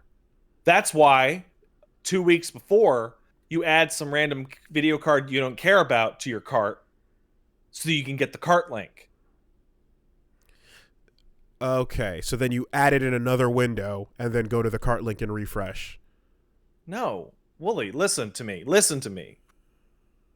You go to the NVIDIA website 2 weeks ago.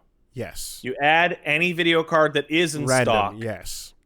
To your cart. Yes. It will then, because it works, bring you to your cart. You then bookmark that web page. Then when you go to buy the 3080 and you hit add to cart, it will add to your cart, but you can't get to cart. So then you go to the I understand. bookmark. Okay, that's the step that I was missing in what you were saying. So you're still going to, and adding and clicking the button to add it to your cart. Okay. Yeah. Fine.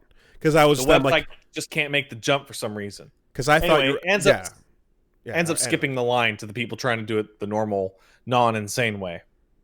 Because I was just like, how are you getting it in your cart if you're staring at your cart page but not going to the add to cart page? And then which you wait until did do, yes. Then you wait until your processing is done and you get shipping confirmation, and then you talk about it on social media. Because God, would you look stupid if you're one of the people that said, "Hey, I got it," and then they cancel your order. Well, I'm planning to get one on my Versus Beast is what I'm calling it. Oh yeah. Thanks to sponsor Artesian Builds, who are making a new PC. And if you want to check out the Wooly versus Twitch, you can go down below and click on the button to get some discounts on your PCs. But yeah, I'm just gonna kind of wait for that to arrive and handle it that way, I think, because don't want to think about it. Yeah, your way is better. Your way is better. Yeah, I am. Peace of mind. Yeah. And everyone is fucking coming in going, dude, what the fuck would you get? Like, you got that sponsor link too late for Reggie. And I'm like, I don't decide how the winds blow. You know, it would like, it happened to work out that way. That Reggie had, got his boat and sailed down the path to the waterfall, and then Artesian Builds was like, "Hey, yo, what's up? Let's talk." What's important is that when you get it, you're a physically big guy. You're a strong guy, right? So what's important is that when the PC arrives and you do your first stream with Reggie, that you pick up the PC and physically rub the case on his face, going on him. I'll ask them to send me the box for the 3080 so that I can use it to just, like newspaper him with it. Yeah, that's good. That's good. Put things in there. And then as you're rubbing the PC on his face, you can go, me. Well, so yeah, there's that stuff going on with the PS5. A couple other things, not too much in terms of crazy news this week, but Super Mario Brothers 35 dropped. And I don't know if you've taken a look at it, but they basically took the infrastructure of Tetris 99 and applied it to Super Mario Bros. And you can play with 35 people in honor of the 35th anniversary. Wow. And you can basically compete to make it as far as you can while other people's games are affecting yours and attacking you and filling it with shit. It sounds like a nightmare. I've seen Min get his win. I've seen who else? A couple people. I saw Min get fucking put to jail. What happened? Oh, you didn't see that? He got locked in FF14 jail. Oh, no, I didn't see that. How do you get put in jail? He griefed a 24-man. What does that mean? I mean, he means he let himself die and stayed on the floor to prove a point.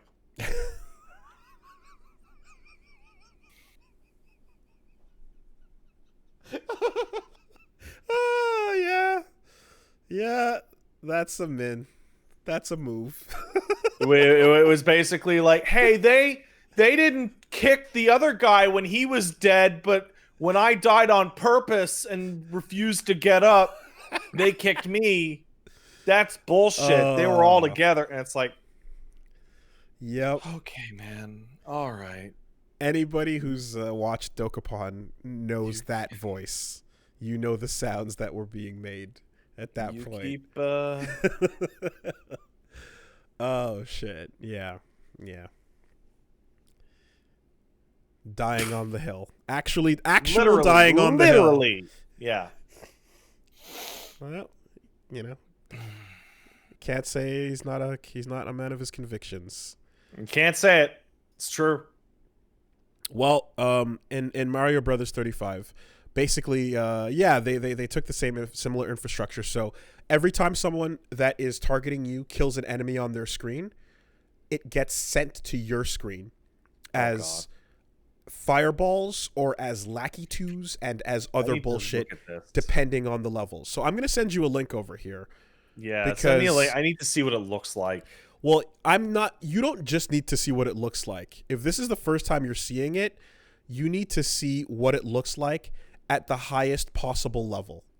Yeah, just the fucking nightmare fuel shit. Because high level is very, very important. And let me pull it up here. The state the game can get to when two really good players are the last people left is fucking nuts. There we go. I would like to see this crap. Because I'm looking at generic random footage and I'm seeing some crap. So I'm linking to here's how crazy Super Mario Brothers 35 becomes when it gets played at its highest level, and you just get to see Jesus shit. What's happening. What's happening is essentially the game becomes fucking bullet hell. Like bullet hell. It becomes bullet hell Mario, and if you survive that, you fucking deserve the win. People that are really good at Mario are really, really good at it, and they will not lose. Yeah, clear. Jesus. To other people's bullshit. Where can you even jump? There's like, nowhere to go.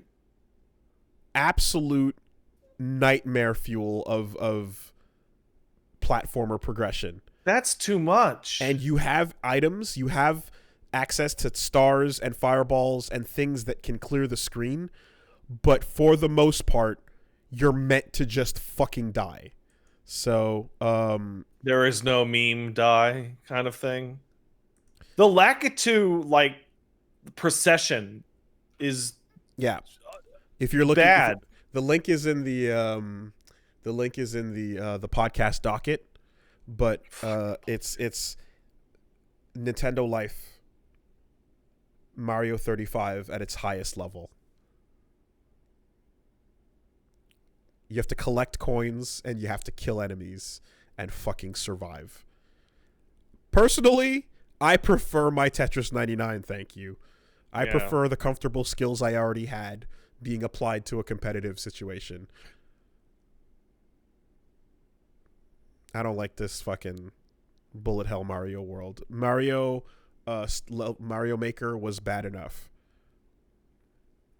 Yeah, so that's crazy. And I kind of want to see if this is what we're setting up here. There might just be a continuing trend of like, here's Zelda 99, here's Metroid 99. Like, they might go down a road of NES classics remixed with multiplayer on them. There's a couple in there that, like, Metroid 99 sounds like it. The game's short enough, you know? Yeah. In fact, like, if they wanted to, they could even probably make like a package, like a full-sized game that is just battle royale versions of NES classics, because the infrastructure is there. Mega Man 99 would be good. Like, Nintendo currently has that set up right now. They can drop anything they want to and make sure that you can fill the other person's screen with bullshit and just go for it. That would be really interesting. Any game that you can think of where you can affect the amount of shit piling up. Balloon fight. I do a lot. I love the fact that Nintendo's taking these games and it's like, hey, it's that cool little game you remember from your whatever nostalgia, and it's like, what if we turned it into a fucking nightmare, like an anxiety shit fest. I mean, I'm kind of sad that they didn't go the route of that one awful video of Mario Maker where you're getting through all the lava rods there. Like, we kind of need a little bit more of that going on, but yeah, only the best are allowed to survive, and you know, Fall Guys is showing Nintendo that, hey, people aren't done with this battle royale thing, so why not just like apply it to the games you already own? It's a good game mode. It's a great game mode. It's a great remix of something that everybody claims to be really good at. All these classics, everyone has played them for a really long time. So prove that you're better than 100 other people at the same time. You know? I'm better. And the targeting system is, again, it's like a bit of a thing where you can choose between fighting back against those who are targeting you, people who are random, or people who are doing really, really well. You know, anyone who's crushing it, you can be like, yeah, kill them first. So there's a nice little angle to like how you competitively target people in these games, and I liked it with Tetris the most. So so that's what's going on with Mario 35. Now, you mentioned it earlier, but like Baldur's Gate 3 was supposed to be out in early access and it got pushed back to tomorrow. It is tomorrow. And I'll be streaming it. This early access is saying that it's got 16 races and 6 classes. Is that comparable to previous games? I need you to be way more specific about what you mean by previous games. Baldur's Gate in the past has had that many races, yes, no? Way less races, way more classes. Okay. So Baldur's Gate 2 had your D&D 2.0 classic races of human, elf, half elf. I think it had half orc in there and a couple others, right? But it definitely had more classes and it had subclasses. So if instead you didn't just have paladin, you also had cavalier paladin, magic breaker paladin, fucking the other one, right? Sure. And so on and so forth. What with this being Divinity, because this is also a sequel to Divinity 2, right? Divinity 2 didn't have classes. What do you mean by that? I mean, it doesn't have classes. No, what do you mean Divinity, it's also a sequel to Divinity? It's made by the Divinity devs. Okay, so like This is, for all intents and purposes, Divinity 3 as well. Spiritual successor-wise, because of the mechanics of Divinity resembling Baldur's Gate? Yeah. Okay, got it. Like the verticality, the way it's going to work, etc. Developer sequel, not actual sequel, guys. It's the next RPG by the Divinity devs. Okay. These people.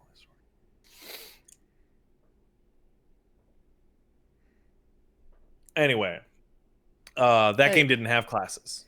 MP3 people are happy with less acknowledgement, so don't worry. Oh, I know. That game didn't have any classes. It had all like skill points, and then you can like put points into fire, and then you can learn fire skills, kind of thing. Okay. Which Divinity 2 is one of those games that I absolutely adore, and all of my pals that we all play 14 together have all played ad nauseum. No one ever gets past Act 2 because the story's kind of weak. And I'll be honest, I don't like.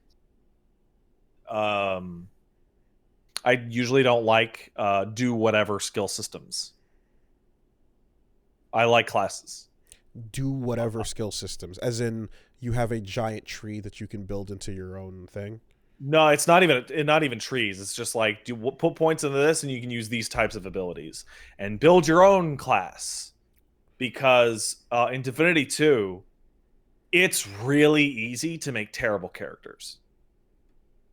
like terrible characters. So you have abilities, but you don't have the stats to make those abilities work for you. Yeah, you have this giant variety of custom builds that you can make, most of which are bad. Do you like that you can make bad builds in Souls games? No. It's why Dark Souls 1 is my most hated of all the stats, because it has a trap stat in resistance, which I think sucks. Okay, so you think there should always be a bit of a safety net to catch people from I fucking I I themselves like over. classes. Mm-hmm. The only exception that I have to this is like a Fallout RPG, but that's slightly different because you only have one character. You're only making one character, right? It's a little different. In Divinity, you're trying to build 4-man custom parties of completely user created things with every skill you can. It's a mess. So hearing that Baldur's Gate 3 will have classes, very excited. Isn't the failure of that open system more so just badly implementing their stats as opposed to making sure No, that they're very simple and easy to understand. The problem is that there is just there's a wide distance between good and bad in that game, and the game's kind of hard. So, a lot of games that have like huge wide open build possibilities have a difficulty level that means like, most builds will muddle through. mm-hmm. When I played Divinity 2 the first time and was like trying to make my own builds and was building my character how I thought I would want to build them, I ended up in situations where just like I couldn't progress. And originally the respec was after the first act, which is after a really tough boss. So this is not a goblin. This is actually running into No, walls. no, I am not the only person to have this problem, definitely. Okay. It's a combination of the game is actually difficult and building your character is complex. So it's pretty easy to fuck up. Whereas when you're talking about Baldur's Gate, there are decades worth of resources on, hey, is your character a wizard? Jam as much intelligence as you can into him. Now, Because it's a wizard. okay, but here's the thing, I guess. How much of that though needs to remain faithful to Dungeons and Dragons? In a Baldur's Gate game, a lot. So It's using the 5th edition rule set. exactly. So they don't get to really freeball it if D&D matters here. Yeah, it's Baldur's Gate 3 is going to be taking place in Forgotten Realms, Mm-hmm. and it's going to be using 5th edition rules. Mm-hmm. So they can't just do what's best by genre if they have a prior rule set to adhere to. Yeah. And hearing that is actually very exciting to me because I like a little more structure. Thaco ain't coming backo. No, Thaco's gone. Thaco's been gone for like 15, 20 years. Yeah.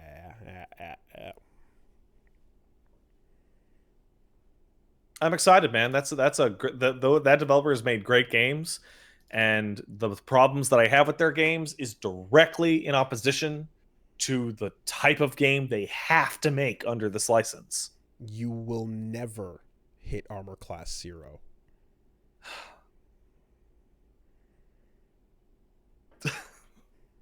In brackets, you will not. In brackets, hit armor class 0. Yeah. That goes so stupid. Oh my god. So, this is being made by the people you trust, and it's a franchise that you like. So there's no reason to look at this and have the same, let's say, I don't know, Diablo 3 energy No. about the situation. They did early access for, I want to say they did early access for Divinity 2 as well, and that worked out very well. Because it's only going to be like 1/3 of the game, and it'll be in various states of completely fucked up and broken for quite some time. The other thing is that because this is a Larian game, I fully expect for 6 months after it comes out, they will announce Baldur's Gate 3 Enhanced Edition, which fixes every nitpick you ever had with it, but your saves won't be compatible, so start over.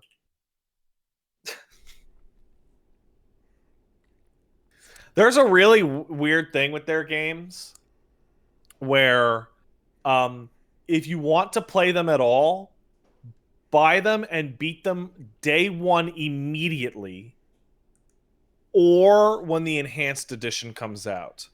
Ugh. If you get in a couple months in, you're going to be halfway through their game and they're going to announce the enhanced version and you're going to be like, fuck.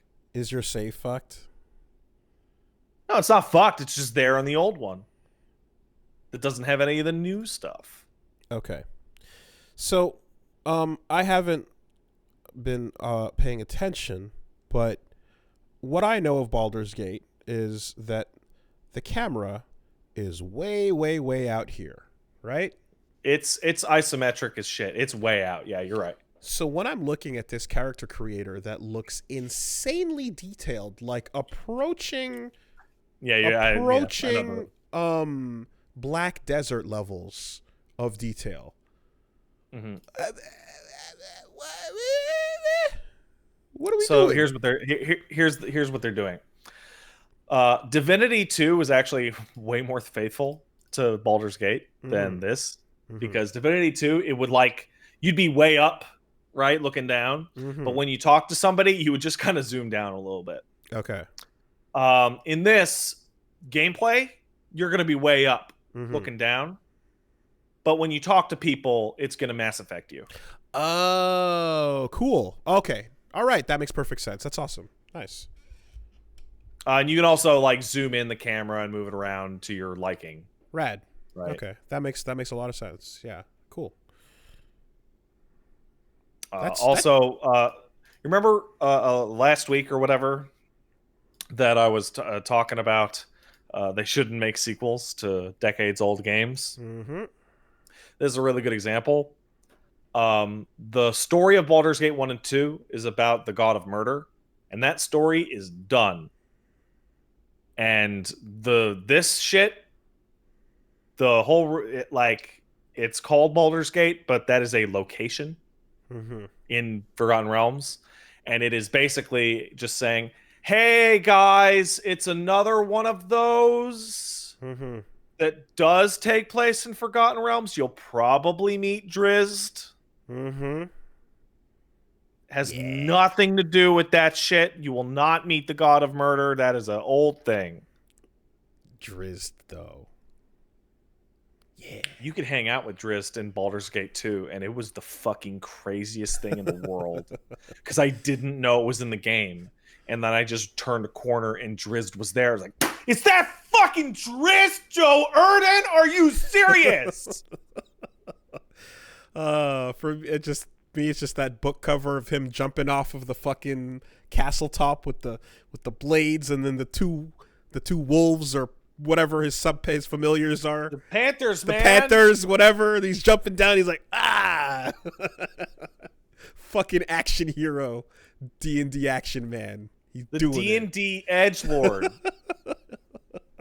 He's a dark elf drow that woke up to justice, man. Hope you have a good time naming your character a variation of that. He is responsible for ruining every single elf character creator in every MMO ever. Okay. Do you remember the game Gotham Imposters? Mm-hmm. Do you remember the roster in that game? No, fuck no. Christ. Okay. I never played it. So the roster of Gotham Imposters is a bunch of weirdo cosplayers that are cosplaying as Joker or Batman. And remember the chubby guy at the beginning of Batman Begins? I'm not wearing hockey pads. Yeah, not Batman Begins. Sorry, exactly. Dark Knight. And he's like, we can do it too. That guy. It's a game full of those people. All right. Yeah. So point of this is, that's the feeling I get watching all of these Drizzt character creators, arrow line tilde Drizzt, line tilde arrow, and I almost want to see a like gallery of all their weird faces and variations of everyone trying to make their own with the spelling. It's fucking crazy. It's the best. When I played WoW, the amount of Drizzt like named variations. Nah, I'm Drizzt though. That were night elf hunters with a panther and double swords. It was a fucking abomination. It was a plague on the land. It was so Drizzt. out of control. Drizzy baby. People don't know how over that character was. I love it. I love it. So anyway, that's a pretty cool thing, I think, to have. Like, yeah, I want character creators with that level of detail, and if they're having their conversations Mass Effect, that's a fucking sick thing that I think quality of life wise should just be in as many things like this going forward. This genre has had a lot of ups and downs, and there's been a lot of good ones, but there's not been one to come along that hits that Mass Effect. Mm-hmm. You know, that just hoping this is the one. That would be cool. Seeing your create a character feels pretty good, doesn't it? Mm-hmm. It's almost like everything should do that. It's almost like if you spend a lot of time customizing your pubes, you should be able to see them. Especially in non-combat conversational moments. Especially, yes. Okay, well, you see how that goes with your halflings and your tieflings. I don't know what the fuck. Tieflings are weird, man. They're like demons, man. That's crazy. I'm gonna look it up. I'm gonna look up the races. You can play as a fucking Githyanki? Holy shit! That's a fucking pull. Devil bloodlines. Nobody gives a shit about the fucking Githyanki.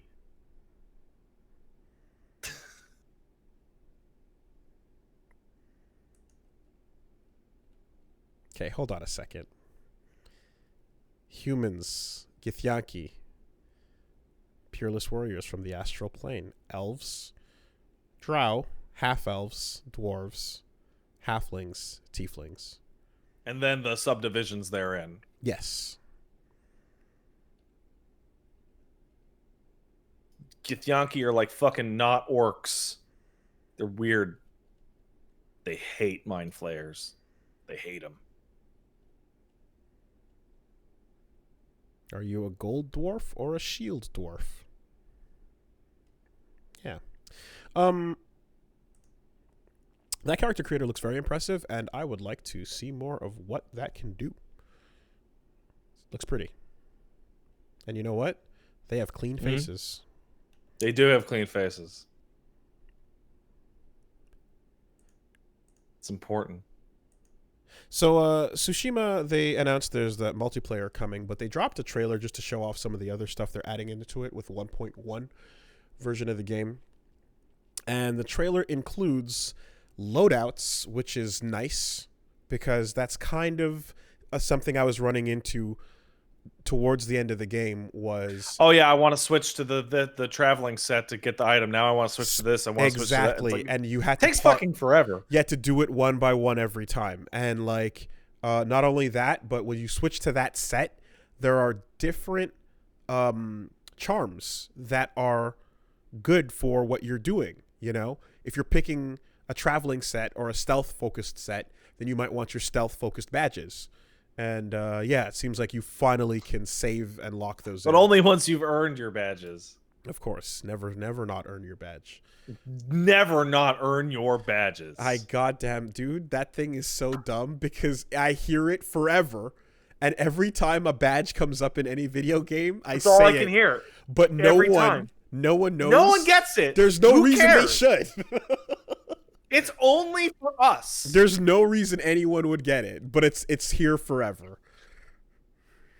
Earn your badges. Earn your badges with the crisis to fucking whatever the fuck it was.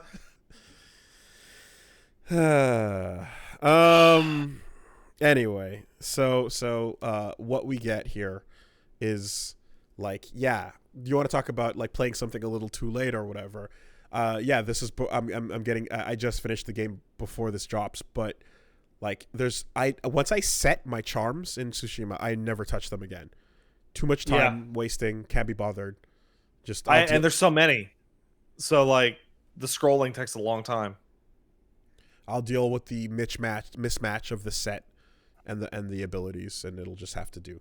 And it's not that hard either, you know what I mean? Like at the end of the day, that extra like buff to your stats or your stealth or your this or your that, it's like, yeah, you can kind of just like skill it through. It ain't too bad. The ghost shit where you kind of rebuild Ghost Dance over and over and over again, where you just like nullify the gameplay. You can build to that if you want. So and then they showed off a bit more of the multiplayer, including a shot of you and some wolves walking next to you, some big old ghost wolves. And I don't know if that was just cinematic for the cinema or if that was actually gameplay mechanic, but they might be hinting at a battle pupper thing. Maybe. I'm good with that. Maybe those ghost powers are on your side. Yeah. I mean, we already saw them in the scrolls. But are they electric ghost dogs? They're not electric. They're just kind of ghosty. But hey, their ghost dogs were good enough in Doom. That's true. So they dropped a trailer for that. They announced a remaster of Need for Speed Hot Pursuit. And I thought I would take a moment to, while announcing this, also try to figure out which game specifically this is. That could be like 4 different games. Because I don't You mean know. Need for Speed 3 Hot Pursuit for the PS1 is getting a remaster? We're doing the bit once again, and I'd like to figure out just which specific version this is remastering. Because, yeah. There's a lot of different options here. Yeah, which one? Okay. There are 3 games that have that exact same title. To Wikipedia. The 2010 one? Not the last one? To Wikipedia. We'll figure this out. We'll do it live. So, Need for Speed. Need for Speed 2. Need for Speed 3. Hot Pursuit. 1998. Need for Speed High Stakes. Porsche Unleashed. Hot Pursuit 2. 2002. Underground 2, 2004. Most Wanted, Carbon, Pro Street, Undercover, Shift, Nitro, World, Hot Pursuit, 2010. Shift 2, Unleashed. Oh boy, they're getting into the Dark Forces shit. Yeah. The Run, Most Wanted. Hold on, Most Wanted before that, 2005. Okay. So, Most Wanted, 2012. Is just the exact same title as Most Wanted 2005. Okay. Rivals, No Limits. Need for Speed 2015. No subtitle. Payback, Heat. V-Rally 2. And then Edge was canceled. So I got super butthurt going to The Verge to try and find this out faster.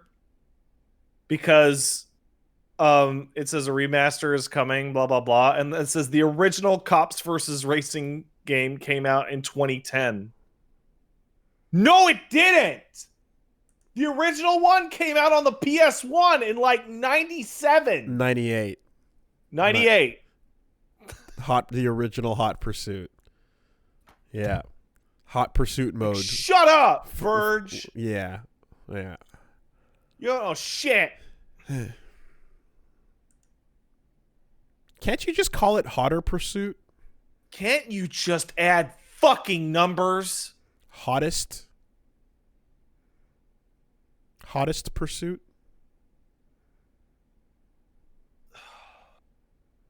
I don't know. It's so awful. I hate it. Looking right here at the franchise page for Need for Speed, in which it says Need for Speed 3 Hot Pursuit added Hot Pursuit mode, where the player either attempted to outrun the police or be the cop arresting speeders. Right here. Way easier to right here. Escape. Way easier to escape than to arrest speeders.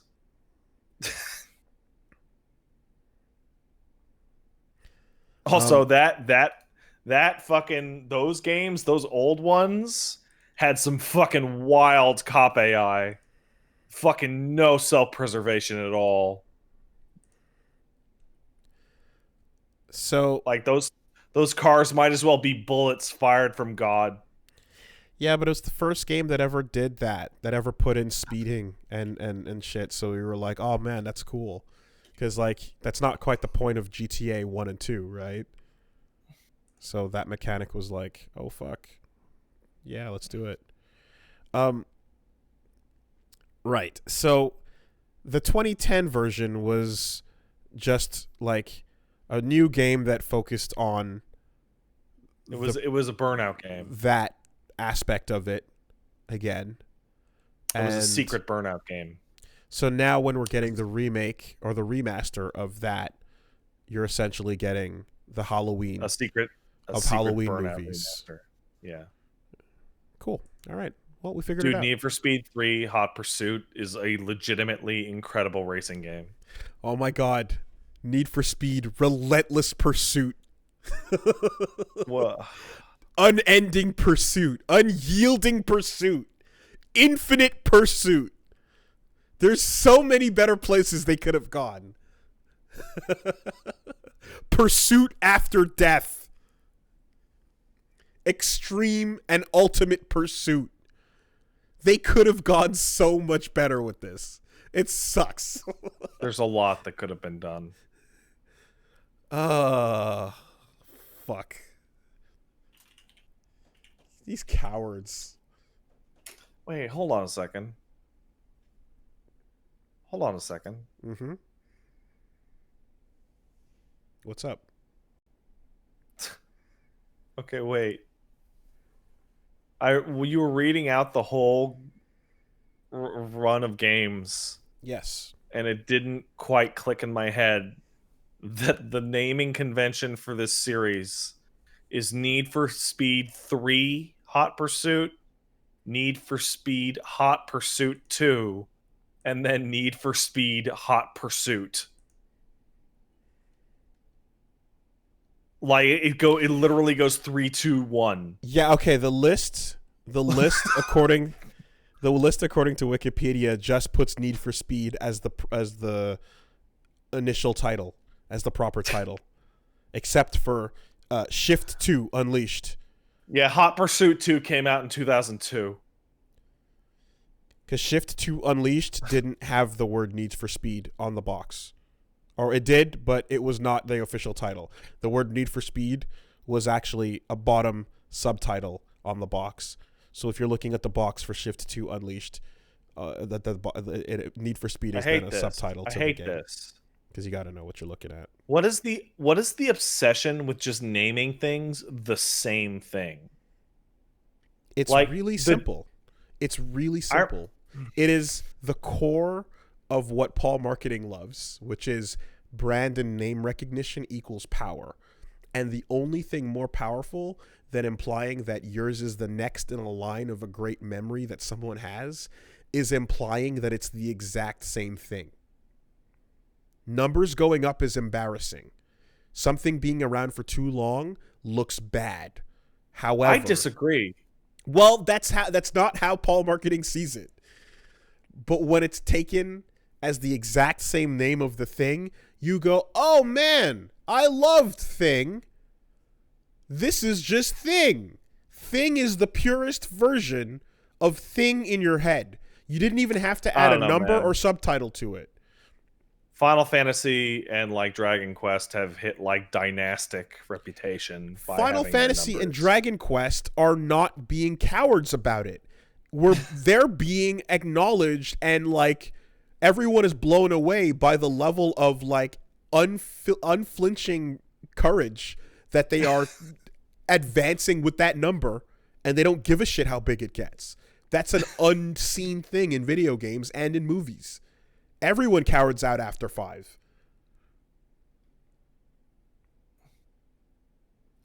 Pat, shut up. Companies don't pay you thousands of dollars to tell them how to market. They fucking should!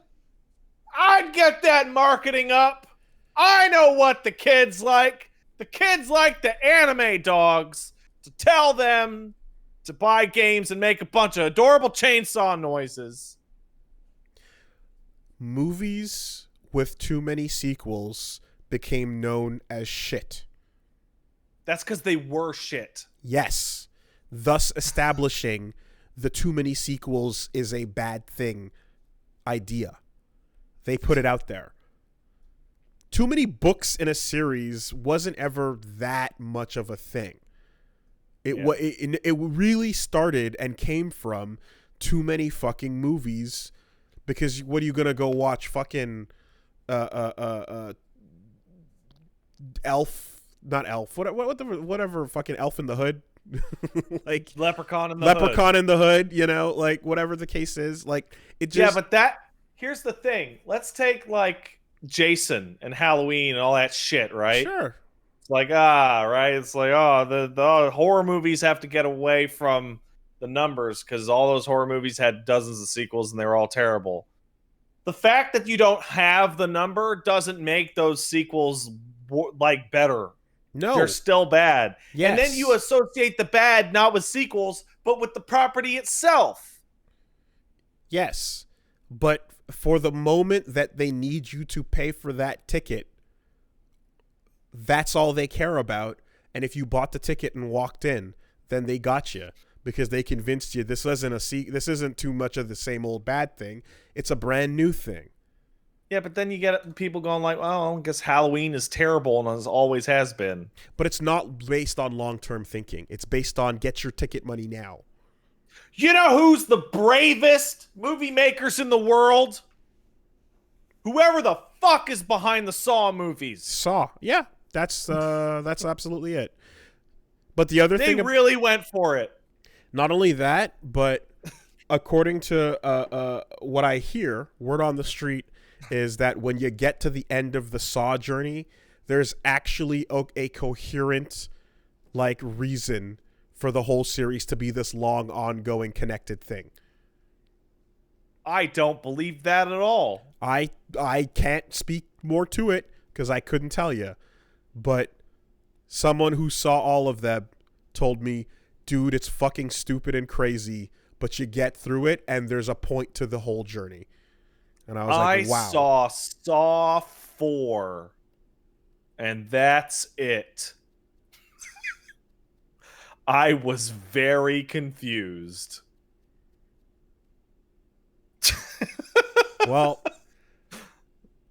whatever that is, I was told this from friends, so yeah.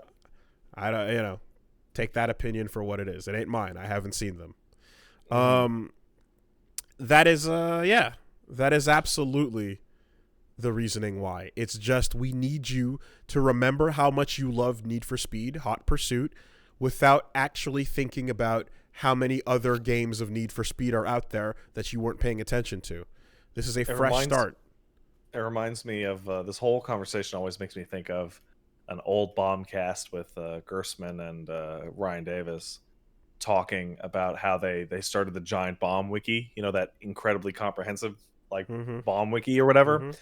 And back in like 2008 or 9 or whatever, when Giant Bomb started, like they would have these arguments about what were essentially disambiguation pages where these games would come out and no one would know how to title them.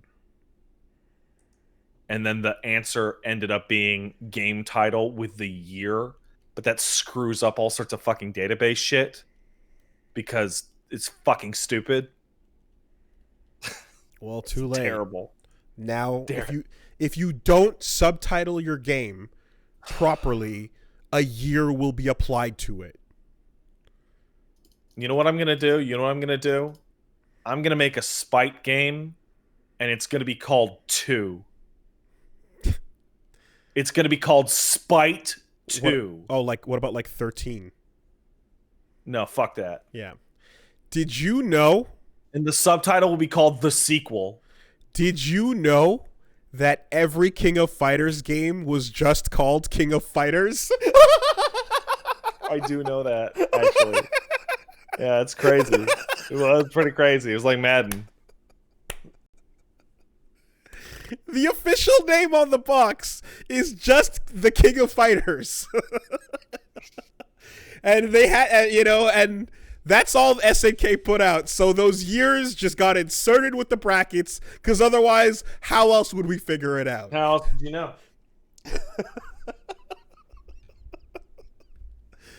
Officially. What happened to Killers 1 through 6? Oh, God. What were those games like? When the game automatically has a name, a number already in it. Yeah.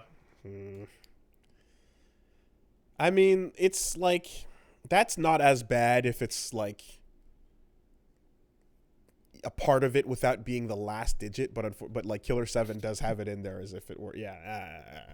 Whatever happened to King of Fighters 15 through 97? Sorry, 93.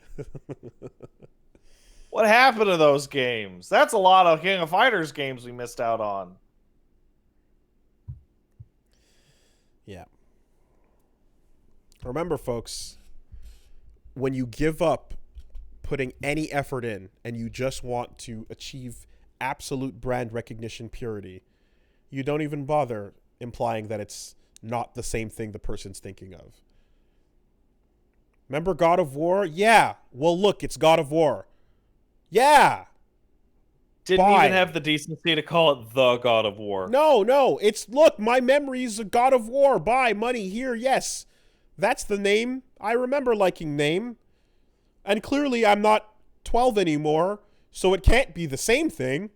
I'm an adult. I like the God of War. I bought God of War. And now when I say, hey, man, did you play God of War? They'll be like, yeah. Because I played it back in 2004. Or whatever year it was. Because the importance of my language is time locked to this moment. And when we go into the future, what reason would I ever have to discuss that old game? Yeah, because games are tertiary. So in 5 years when they ask, hey man, I really like God of War, and then every conversation has to go, oh yeah, which one? I mean, is it making me money anymore? Then why do I care? Fucking asshole. Hey, which is Bravely Default 2 the worst one? Bravely Second is a different game. Yeah, is that the worst one? No, Bravely Second is not Bravely Default 2. I know. Is that the worst one? Which one? Yeah. What about Bravely Second 2? Please tell me that's real. No, unfortunately, it's not. But it might be. I hope it will. That'd be really great. Bravely Second 2. Who's on first? It's so bad. Like, there's so much in this industry, from stock to supply to naming to marketing, that is so warped. And I've been following it for so long and so have you, Wooly. We can obviously see the path a lot of things took to get here. And it's so frustrating because I remember when games started to do, and movies were the first ones to do it, right? You know, drop the subtitle, drop the number. I remember complaining then, being that it would become a confusing mess. And now, holy shit, it's such a confusing fucking mess. All that matters is you spend the money while the marketing team is getting you to pay attention to the thing. And whatever you do after that doesn't fucking matter. It's just I that feel like simple. I feel like business people can't see any more than 1 minute into the future. I look forward for the game Assassin's Creed coming sometime in the next 10. You're right. You're right.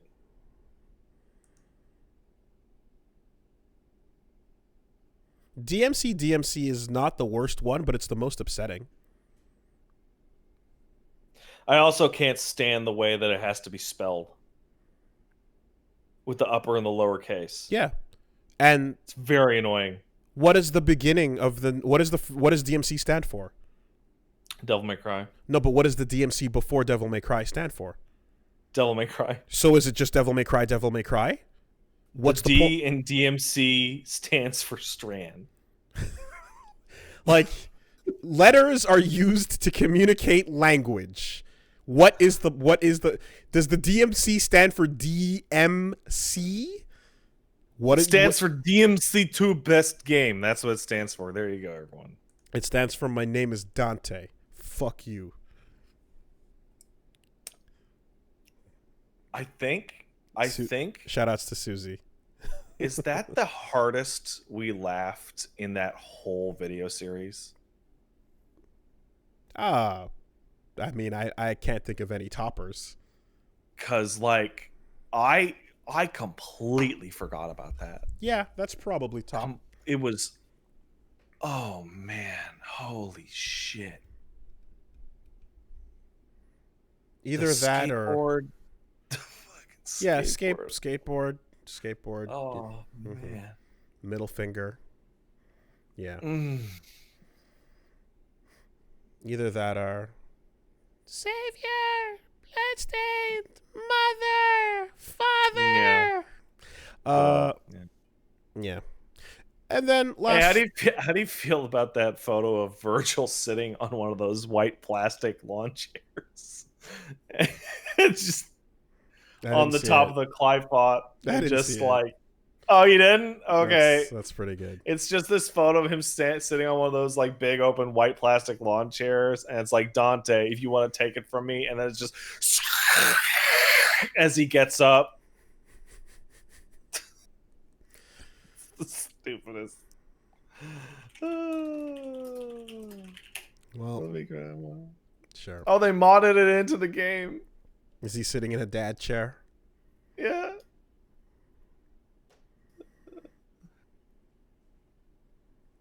I found the tweet. Here, Wooly, enjoy this tweet. Enjoy it.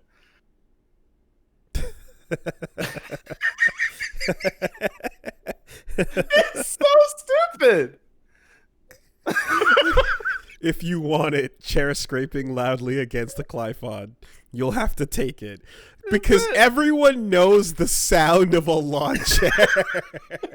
Of those, specifically those arched white plastic ones. The worst noise in the world. Sound of lawn chair vibrating. Yep. In fact, that is in your fucking dreams, you can peg that sound out. Blind. Yeah, I found it and I retweeted it if you guys want to check it out. It's pretty good. It's stupid. Well, anyway, no, it's just two last little things here that were pretty cool and unexpected. We got some robot games with the robots in them. Override 2, the Super Mecha League. It's the sequel to Override, that mecha game that took a look at some time ago. And they've now announced that they're crossing over with Ultraman. And Ultraman is now in the game, and it's just the biggest. Wait, what? How did you fucking get that license? How'd you get a hold of Ultraman? I have no idea. Arguably the greatest of the Japanese superheroes. It makes no sense because, I mean, look, Modus Games is making some cool stuff, but this was like, it was kind of a smaller, like, not that popular, pretty fun robot game. Kind of a wild inclusion to suddenly show up, specifically the Netflix Ultraman. Holy shit, he looks great. Yeah. No, it's super cool, and it doesn't, I'm like, by all means, bless this game with your presence. No offense, Override 2, but Ultraman kind of outclasses your cast of original characters pretty thoroughly. Well, It's like Skullgirls getting Superman. Yeah. Oh no. That's Override had some cool robots in it, but for some reason they just got access to that. So, Ultraman, Bemular, Black King, and Dan Moboroshi from the Netflix Ultraman series are coming in playable. And other cosmetics are going to be applicable too. That's crazy.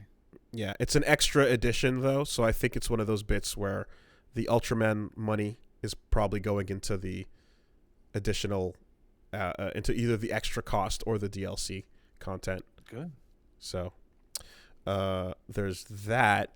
And in a similar fashion, the game Hardcore Mecha, which looks like I compare it really closely to Super Robot Wars because it looks that's a cool game that has a giant problem. You're controlling what looks like Super Robot Wars characters in an action game oriented way, and they're getting Gurren Lagann. Gurren Lagann is just now a guest DLC character that you can fucking play as, and it's animated quite cool, nicely, and he can Giga Drill Breaker and spin on, and you can jump out as Simon and run around and use your fucking drill or Lagaan Impact, and it's just like, yeah, okay. So again, another smaller mecha game just getting blessed with like some cool crossover shit, and everyone sits up in their chairs. Hardcore Mecha is getting Gurren Lagann, and Override 2 is getting Ultraman. In case you missed it the first time. Wait, what? I gotta pay attention. Doing a Giga Drill Breaker through a bunch of enemies. Very cool. It's crazy. Yeah, it's the game that looks like again. Oh, you can play as Lagaan by himself too, or as Simon by himself. That's crazy. Shimon.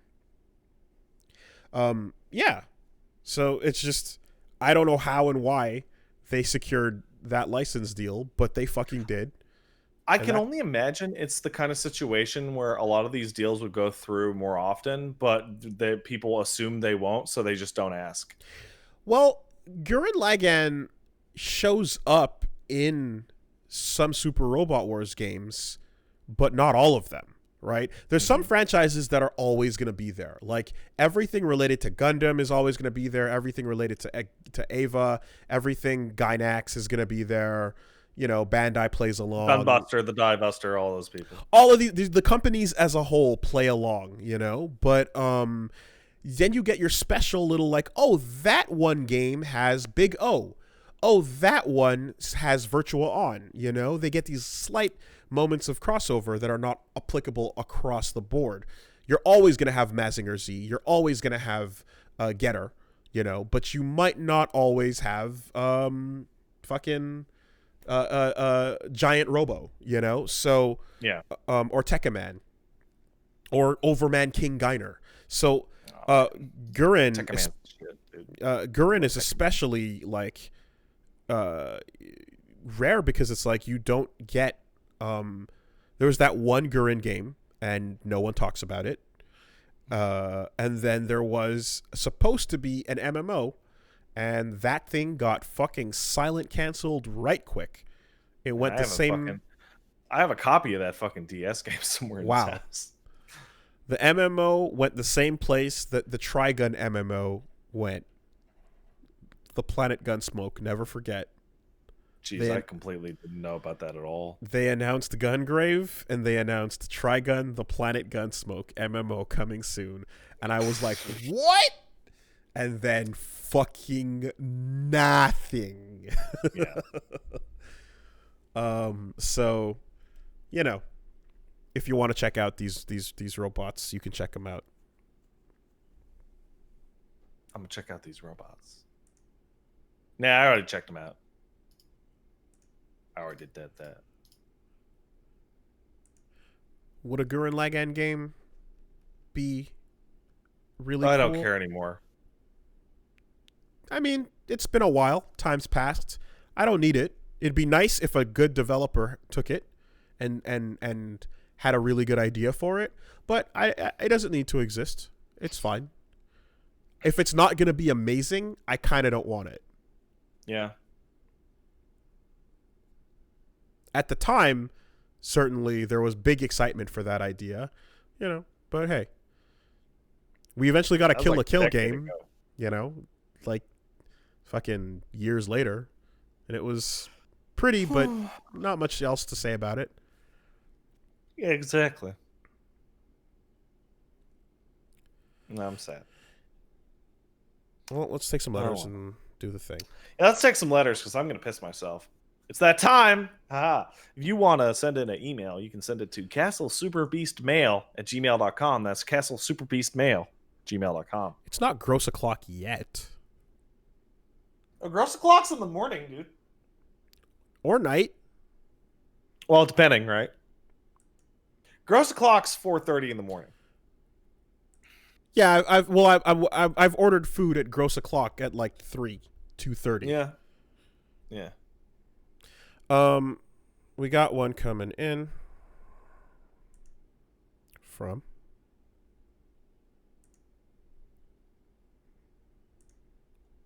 Alex. No, I'm not going to piss myself, guys.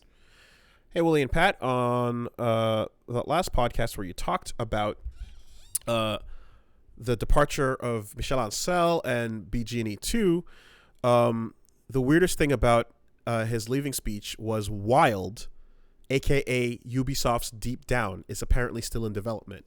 If you don't remember, Wild was announced in 2014 as a PS4 title. Is that with a Y?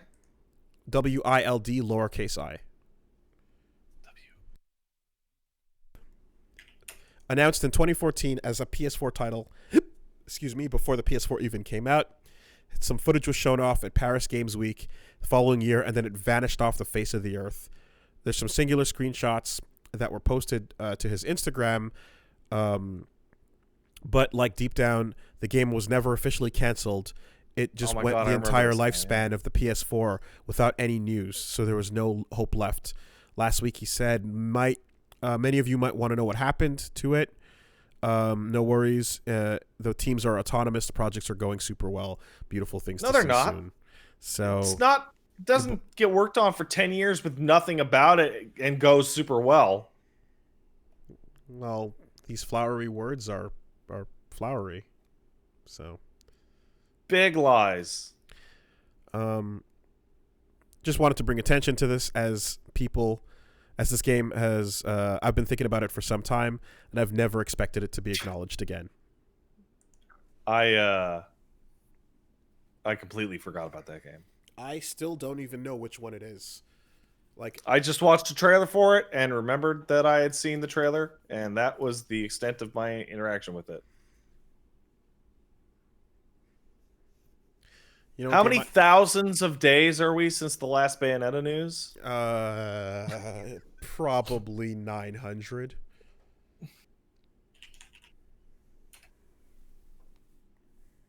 December 7th, 2017.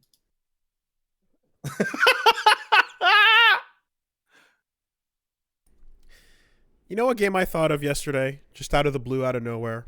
I was sitting there. Yeah. Sitting there twiddling my thumbs, and then suddenly I thought about Faith in a 45. And I got sad. Yeah. Yeah. Still one of the coolest names to never go anywhere. Yeah. You see that article about Elden Ring? No. It's made up. It was never real. Stop tweeting about it. The article? The article was Elden Ring isn't real. You made it up. Stop tweeting about it. We all had a collective Mandela moment. Yeah. We buy the game, and as soon as it finishes down, as soon as you get the physical copy and you open it up, it just disappears. Yeah, it's from nerfwire.com, September 26th. Elden Ring never existed. You made it up. Stop tweeting about it. In 2019, fans of Game of Thrones was like, got something to be excited about. Yada, yada. And it's not because the studio is uncommunicative. The truth is that Elden Ring doesn't exist. It never did. You made it up. Stop tweeting about it.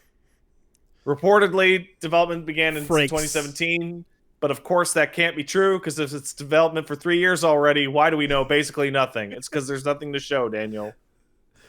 There's no such thing as Elden Ring. It's fiction. That one's fake. We made it up. Our writers made it up. Complete fabrication. It's not true. Didn't happen. Oh, man. I feel like this batch of games is by far the worst. Like, this is the time period that we've had the most games that we've been told, like, it's super coming, and everyone's like, nah. I don't know. You. I feel like there's always a couple. I don't know. I feel like there's always been a couple. And when they come and they go, like, you know, we spent a long time in that area where Duke Nukem, FF7, Trico, yeah, you know, like there was a long period of time where those things just didn't exist. Metroid Prime, Half-Life 3, you know. Like I think actually, it's always a persistent thing. The all-time winner has to go to the Phantom. The console that never came out. The Phantom, yes, by Infinium Labs. Yeah, that was it. That was totally it. Fucking A. What a perfect name for that fucking goddamn scam. The goddamn Phantom. Man, back when, like, people were getting reports and sending them in to Penny Arcade, because Penny Arcade was, like, the hub of Phantom news reporting. So they found the storefront of Infinium Labs, and it was just an empty strip mall joint where you can look inside the glass windows and see nothing inside at the address. Oh, shit. Yep. I still think the craziest thing about the Phantom is that Alienware actually fucking put out a goddamn series of Phantom lap boards for the Phantom that never came. Like, the lap boards came out. Yeah. And had all the branding on it. And they were, by all means, apparently pretty good lap boards. So, like, I want to say the final burn on it was that the name of the console has never been more appropriate. Oh, yeah. It was a ghost. Vaporware usually implies software, so that's not good enough. This was hard vapor. This was a... I'm going back in, and I remember now... Do you remember Infinium Labs fucking sued Hard OCP? They sued everybody. They sued Hard OCP because Hard OCP did a bunch of digging and were like, we think this company doesn't exist. It appears to be entirely manufactured and has nothing to do with shit. And they threatened them with a lawsuit for defamation. Now, the only mercy that we were saved from is a world where that entire campaign existed alongside Kickstarter. Oh. Oh, man. Kickstarter did not exist back then. Oh, man. Yeah, if you, for all you kids out there that you've never heard of Infinium Labs and the Phantom, go down that rabbit hole tonight. Have a good time. Look that up. I remember a news report. Catch the penny arcades about it. I remember there being like a news report where we went to like the fucking offices listed on their business information. They went like an empty lot. That's what I'm talking about. They have a photo of a strip mall, and I remember the exact picture of the strip mall parking lot, and they walk up to it, and it's an empty ass room, and you can look through it because it's front facing. Yeah, it's like got those windows like a car dealership. And you can see the nothing that is happening inside. It's like, this is your business address for your console, huh? And the voice on the trailer video, Infinium Labs presents The Phantom. Coming soon. Over 100 AAA developers hard at work on bringing Every you. single person that was ever asked about it, I was like, yeah, I haven't gotten a dev kit. I don't know what you're talking about. I mean, dude, honestly, when you have a lot of money and you don't give a fuck about what comes out of your mouth, you can get pretty far. You can get pretty far out there into the conscious, the collective consciousness. All you need is a little bit of cash and like no shame whatsoever in saying things that are real, that aren't real. Oh. It's kind of nuts, you know? And then eventually reality always catches up because this is the rules of the world we live in. Yeah. But until then, anyone can say anything, you know? And like in many cases, they never quite stop. And then a judge has to go, shit, right. Sorry for assuming that we could play along with you and trust what you were saying. Go stand over there now, please. And they'll oftentimes go stand over there while still saying, nah, but what I'm saying is real, though. You know, it's like, all right, well, something happened in your life that made you unable to process what you say with the realm of that which is physical and corporeal. So, yeah. Anyway.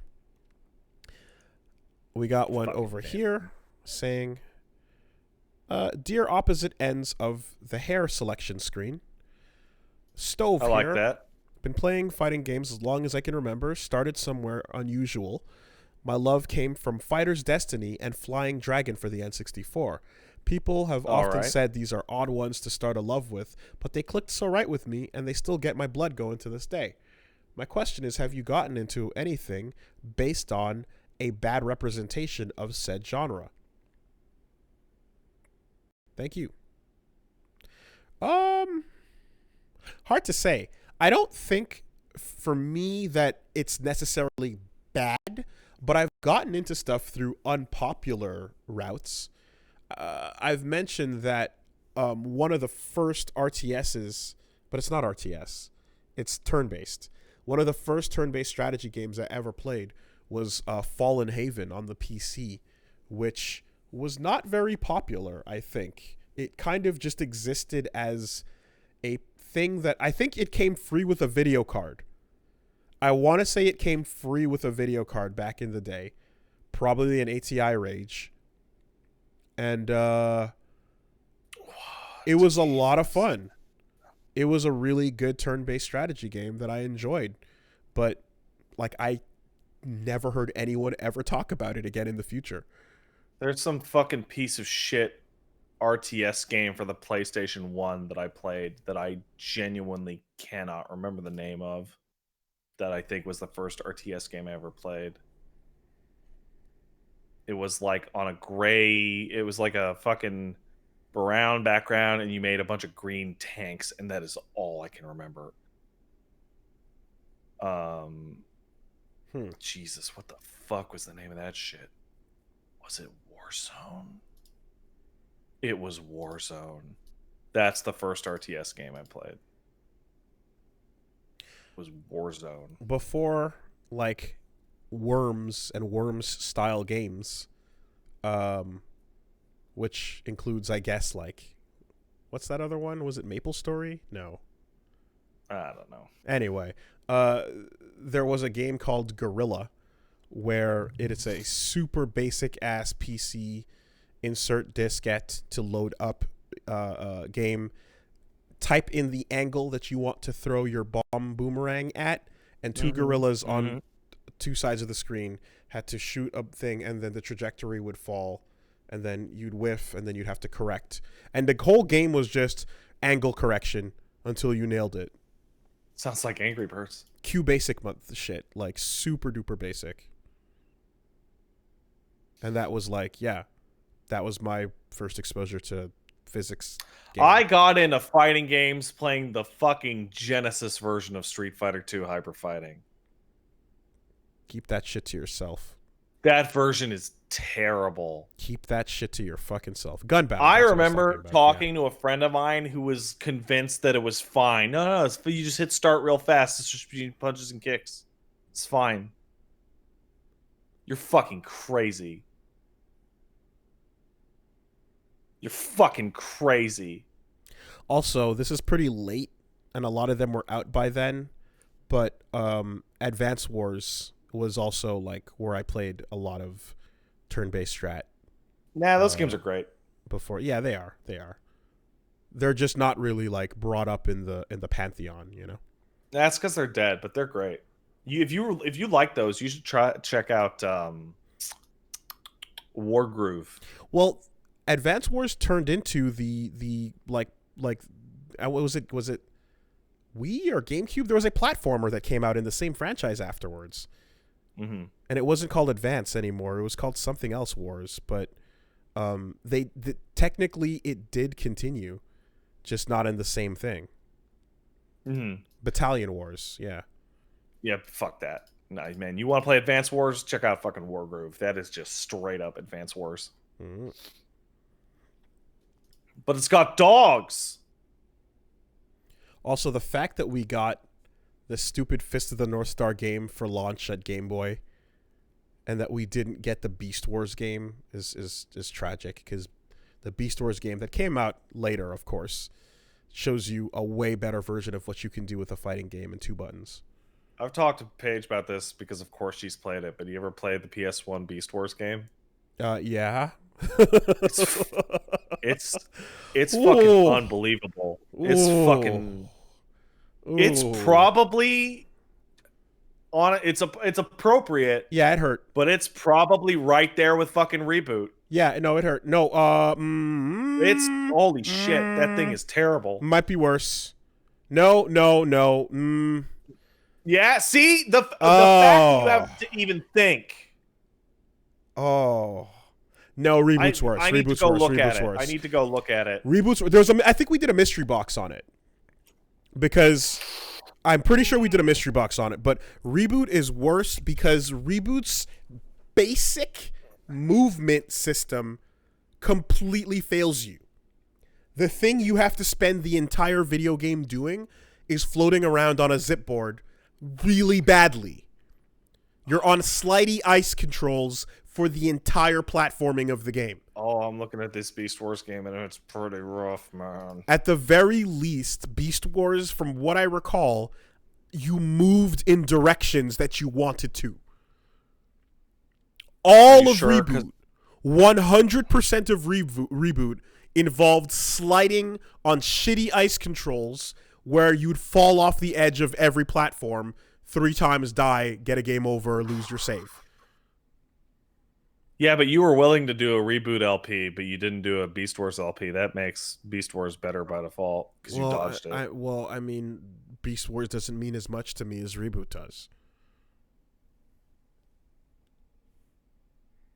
That's stupid. Beast Wars has animals in it. I'm so mad. I was watching. So Reboot Revival is a website, and like he's been working on this thing where he does 4K versions of mainframe shows. So he's done awesome. He's done a 4K version of Reboots, like first episodes and stuff like that, and then he also did 4K Beast Wars.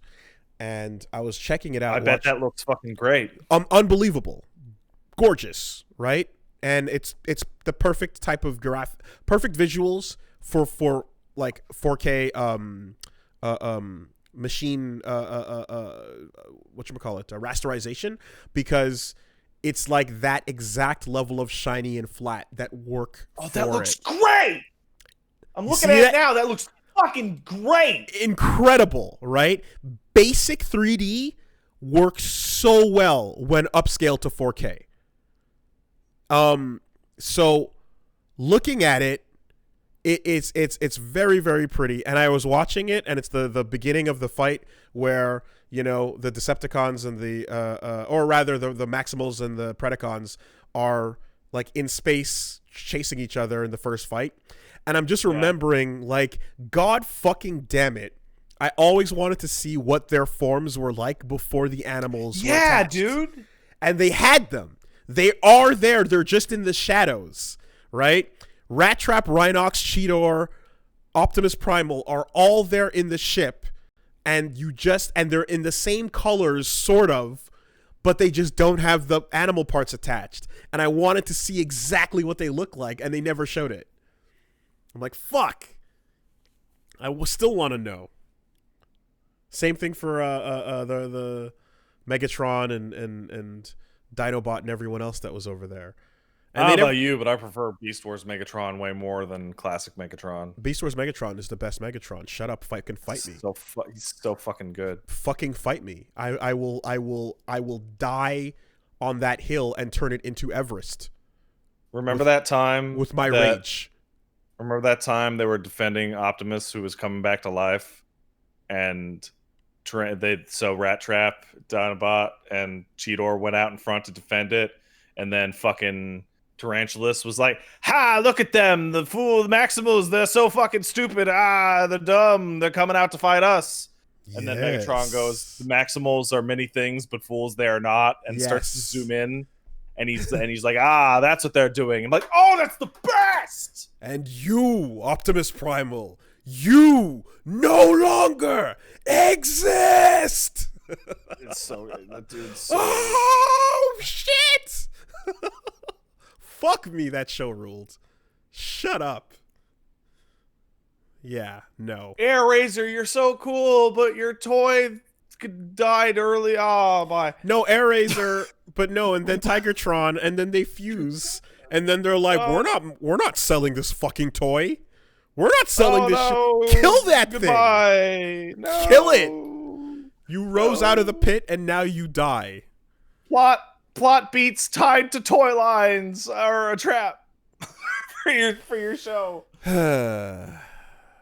My two favorite characters fused into Goodbye. one and got killed. Goodbye. Hey kids, do you like Dinobot? Yes, all of us do. Well, here's Code of Hero. Enjoy it. Enjoy Dinobot going on a fucking monologue in his final episode. All right. All right, that's it. Podcast's over. I'm going to go pee. I hope everybody enjoyed the podcast. Think about the old mainframe shows and be responsible with your Buyfus. Yeah. You don't need them in your Lifeu. But why? Foo. It's terrible. Yeah, I know. I don't. Whatever, man. How about this? Genshin Impact. It's exactly as sketchy and scummy as you were worried about. Because, hey, the Chinese gacha's out there. It's here to steal your money. But also the game's really good, so... But her boobs are really big. Asking people to be responsible about this shit is not gonna... It's not gonna end well, man.